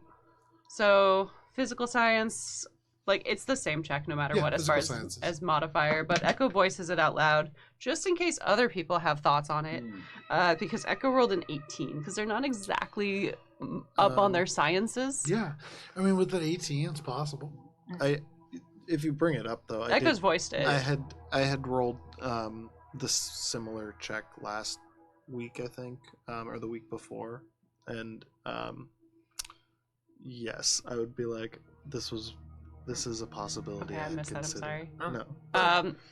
Is that something that like Echo? No, thinking about the effects we're seeing here with the sludgies and the miasma and like With an mentioned 18, it's hard to tell too much, but if Shade thinks it's possible, Could I sense sense some motives? What the? Hold on. The sludgies, the length of time it would take to be The that sludgies. evolved. Sure. Is that longer, like that, like sludgified? Is that longer than the Bastions had the nuke? Well, The sludgies were there before the nuke Yeah. was stolen because there's still the sewage Yeah. system. But you're trying to attribute their like evolvement. It's the combination. Yeah. Because Yeah. the sludgies have been affected by the mutagenic. so there's the miasma like first of all sewage from stuff, like all the yeah. factories and the radiation Mhm. effects of Mars in like general. essentially just Gaia's radioactive mutagen is smog. present here. Yeah. Yeah. And that probably jump started a lot of like the biomancer stuff we're seeing, probably a lot of this. And there's probably some like bursts of experimentation that's Right. generally contributing because Mesra mentioned that they're kind of just weenies beforehand. Yeah. Right. And now with they're more your thing about dangerous. the drugs, they're probably being So Bastion is probably thinking about like a big chemically induced. offset with But- the mutagen. Right, but like that's existed prior. Like he's been working on that. Do I think? Can The I sludgies have existed. figure out longer if here. that evolvement would have happened? Would have had to start before the drone was stolen, based on like Before how the nuke was the nuke stolen? the nuke was stolen. Make a. We're gonna call this. I'm saying like the nuke is like phase 8 of the plan. Make a mysticism check for this. A medicine, mysticism. Mysticism. Yeah. Yeah, and I would imagine based It on hasn't what been you utilized said, yet. 23 plus don't have to 15. Bastion Bastion probably stolen. took control of the Is sludges. 35. first. With a 35, Mesra has been gone for a while, Yeah. but this problem seems to have spiked pretty significantly recently. You Yeah. had talked to Babsley about how they had been on these trips before, but this uptick in violence is new. Mhm. The timeline doesn't necessarily match up with the nuke. You think back to Bastion leaving Aura's Bay. Yeah. It lines up a little closer with that. So Bastion's been working on this a long time. If this was maybe a process that Bastion could do Yeah. with whatever abilities, technology, or equipment Bastion has, if he wanted to scale it up, he would need more power. Like a level 15 caster like a nuke. or a nuke and a level 15 caster. But maybe Well, I think he's the level. In Earth's master. atmosphere, a nuke doesn't ignite the entire thing, Mhm. but theoretically, depending on the density of particulates in a given space, you could ignite the entire atmosphere or create a similar chemical reaction in a similar sort of way. Like I a place that has checked. radiation storms. I don't think Bastion is a level 15 caster. Because what I knew about his fighting He's a fighter. before, Yeah. I was saying, like, But he with a Lashunta. You can multi-class. That's regardless. is he? No, We Bastion's also a- know He's that with a Lashunta. Yeah. the blood that you found was not Bastion's blood. Right, Yeah, which that's- was a caster. That was so the we- yeah. caster's blood. So yeah. Yeah. So Bastion is not. He could also be a level 15 caster, but he's not the one that I'm worried about. No, the blood is Lashunta. We don't know that the blood is that of a caster, right? no, it, No, I it think we garbled do. my bottle. We know that it's affected by Gaia's You know that it mutagen. garbles in the bottle. You don't know that it's from the caster. Oh, I thought we did. No, you all made the leap. We just know that they're affected by the mutagen. We know that there's also a level 15 caster, which I think, judging by the blood, might actually be Bastion. But Bastion's not a Lashunta. Yeah, the blood is Lashunta. the blood is Suddenly, Lashunta. Gibbs, with all of the things that you're saying, and especially with the effects of baleful polymorph still fresh in your system, you know that mysticism is something that can cause you to change form. You know that maybe Bastion isn't Lashunta right now, but suddenly you're not really confident that you know what Bastion looks like. Yeah. That happened before too. Remember when he's I in brought my notes back? as a Lashunta. Remember when I brought back my cousin, and he came back as a Garblygook? And Chesterfield is now different too. I hope you guys never change. I like you just the way you are. You look at Shade with like their brand new arm. Echo just kind of like slides over. Like, again, no one can tell that Echo's eyes are sliding over, but they're sliding over as Echo's just like, Spice is like 45% of the same biological parts as she was at the beginning sad of the boy campaign. Shade, here's the thought about changing. Is just like, Don't worry, Gibbs, I'll be the same. pins and needles. Pins and needles. Me too. But yeah, the whole timeline of Bastion, not being here with the sludgies when they kind of had this change does seem kind of weird, but the whole element of the nuke being involved. He said Bastion was Okay, here. he was. Yeah. Yeah, being here when the nuke changed them, it does seem like it's a connection. Yeah. but for I what, don't I don't know. I would theorize that Bastion secured a base somewhere within the lower Crotite area, using drugs to take control of the sludgies and form a defense. Theories regardless. It is best to find actual proof. And if we are to do that, we must press on. As like a little light starts flashing as Echo's a 10-minute timer goes off. There you go. Yeah. Well, Suddenly, I'm ready to check out the plumbing. Again, in combination with Crotchtrot. The phrasing is important. I can't wait to see what Joe names this episode. oh, Crotchtrot, 1000%. As soon as you said it the second time, I was like, that's the name of the title. So you are making your way back out in the direction of that Further in? region. Sure. Is it worth knowing if he's moved or not? Does anyone care? It's only been like, what, 15 minutes? Since we Since last you checked? last cast it, probably close to like an hour. I don't know. It's an hour. It's a cheap spell. I can do it 6 more times. Well, I am concerned about using magic in the vicinity of the sludgies, as it seems to be a beacon. That's fair. So if we are to use it, this must be the last time before we move further in. It is up to you, Gibbs. I have no authority to stop you. Okay, would it be more helpful to know where the Lashunta is? I think which one is irrelevant, but as we consider Bastion to be the mastermind, I would rather not run into Bastion. Don't you have the Lashunta in your Compass. As we're Yeah. Yeah. continuing Is it through- still active though? That's what I was wondering. I was gonna have that earlier. I don't believe so. Oh, it's like Oh, a I'm trying to 24-hour thing. Yeah, the 24 hour. idealized Yeah. route I won't cast it then. via It's vehicle only been an hour. to get through this area. Has it been specifically 24 hours since we were in the? No, No. it hasn't been. Yeah, so But it should be still yeah, active looking, then. yeah. Unless it has long rest as like the Yeah. wording. Yeah, until you rest or something. Once everyone's packed up, Echo Beat would begin like the Sorkin, the stealth Sorkin, the Storkin, the Storkin. I like it.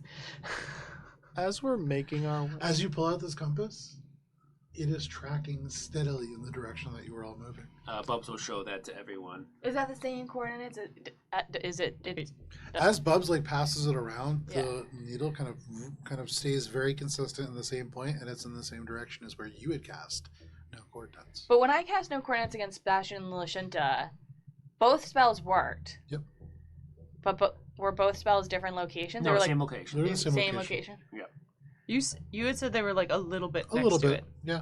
So they are 2 different people. Yeah, we knew that. No, not if he's No, now that with was, Lashunta. that was just one small Yeah. theory someone floated out, but I still believe they're 2 different people. I also. Because if they're two Yeah, who knows? different places. Anyways, Echo's Storkin and Okay, you make your way out and into the street. As we're Stealthily going through, Storkin. as we're Make a continuing stealth check. through, I want to be sending out pings to see if there's any like more surveillance along our route. Who's that check? tragic. it wasn't a natural one. A part of your low check is because Shade is also just sending out like electronic Pings. pings, and so that probably, if there's like electronic surveillance, that's definitely Well, getting picked up. There's like a little bit like of a twinge every time it goes, where it's like, 29 for It's non-detectable. stealth. Huh? It's non-detectable. It's like flavor. if I'm, It's yeah. it's flavor. Yeah, it's like a flavor thing. So It's not going to affect the Yeah. roll I've already made. Yeah. 29. So Holy shit. you make your way Low and got kind of 29. through the space. It's the same as you in mysticism That's or true. medicine I know. or spice and diplomacy. Natural one is like a Bluff. 29. But yeah, so no problem. You try to sneak your way through, being a little louder than you would like, but the rest of you follow and you make your way into the space. Shade, as you send out kind of like electronic signals, you're looking for what in particular? I'm just sending out the wireless hack exocortex to see if there's any like active computers in the area, because really it seems like any active computer in this area would be kind of odd. Yeah. Are you keeping the And tracker you on you? find nothing. I tracked it back and then I would disable Destroy it. In the hollow husk, even going through the ruins, you found lots of little bits of machinery in the walls, old locks, little like misters and things that people had left in like tiny little gardens. There was all kinds of stuff. Here, there's nothing. You are seeing there is all across the street a hab complex that's fallen down, spilling its floors like a deck of cards across the street below. In front of this, there's just ghosts and promises of buildings, now just outlines in concrete shells of steel. And you can see this is almost like a graveyard of civilization. This looks closer to a war zone than really any other parts of the industrial sprawl. Just beyond, you can see more intact structures. You can see billowing smokestacks that extend up with active smoke coming out. That's still too far for your exocortex, but you would imagine if there's like in industry, there's technology there. But this particular place is very badly damaged. You do see that there is a metal shell that forms a steel sky above, and the smoke kind of hits that and then forms almost like a cloud above. In some places, you can see that there are pipes that are exposed, and they crack and have a kind of smoggy malaise that is falling down, and this seems to be where all of this sort of smog is coming from, kind of raining down from overhead. There is a low-level rumble that, for some of you, is almost inaudible, but that is just the sound of lots of gas kind of seeping into the space. Can everybody make a perception check, please?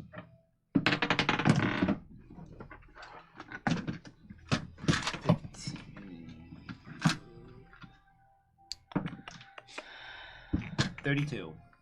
Okay. I pulled a new dice out of the dice jail and I rolled a natural 20. No way! 36. Very nice. 41.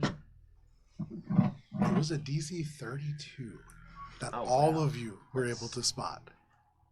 But in this collapsed building, it really does look like a building has just kind of slid down to the side.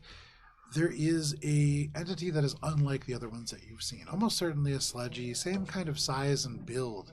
But for you, Echo and Bubbles, and actually really all of you, as you look across, you can see they stare back at all of you. There is no hiss or loud yell. They just back up and fade into the smog. There is certainly intelligence here. Unlike the other ones that, not quite a packed mind or something like that, but much more animalistic, this one had intention to it. And it watches you. But because it is 9:30 and a good place for us to stop, this is where we're going to end for the evening, as you all consider how you want to bypass this section of Ruin City. Thank you for sticking with us for this session of Starfinder. We will be back next week. If you can't wait that long, join us tomorrow night at 7 p.m. Eastern Standard Time for D&D Courts of Everest. We are in our 103rd session, I believe. And then on Sunday at noon, as we play Iron and Thorn, the third session of this arc of the anthology. Please, whatever you do, stay safe. It is wild out there. We'll see you next week. Goodbye. See you, space boyfriend.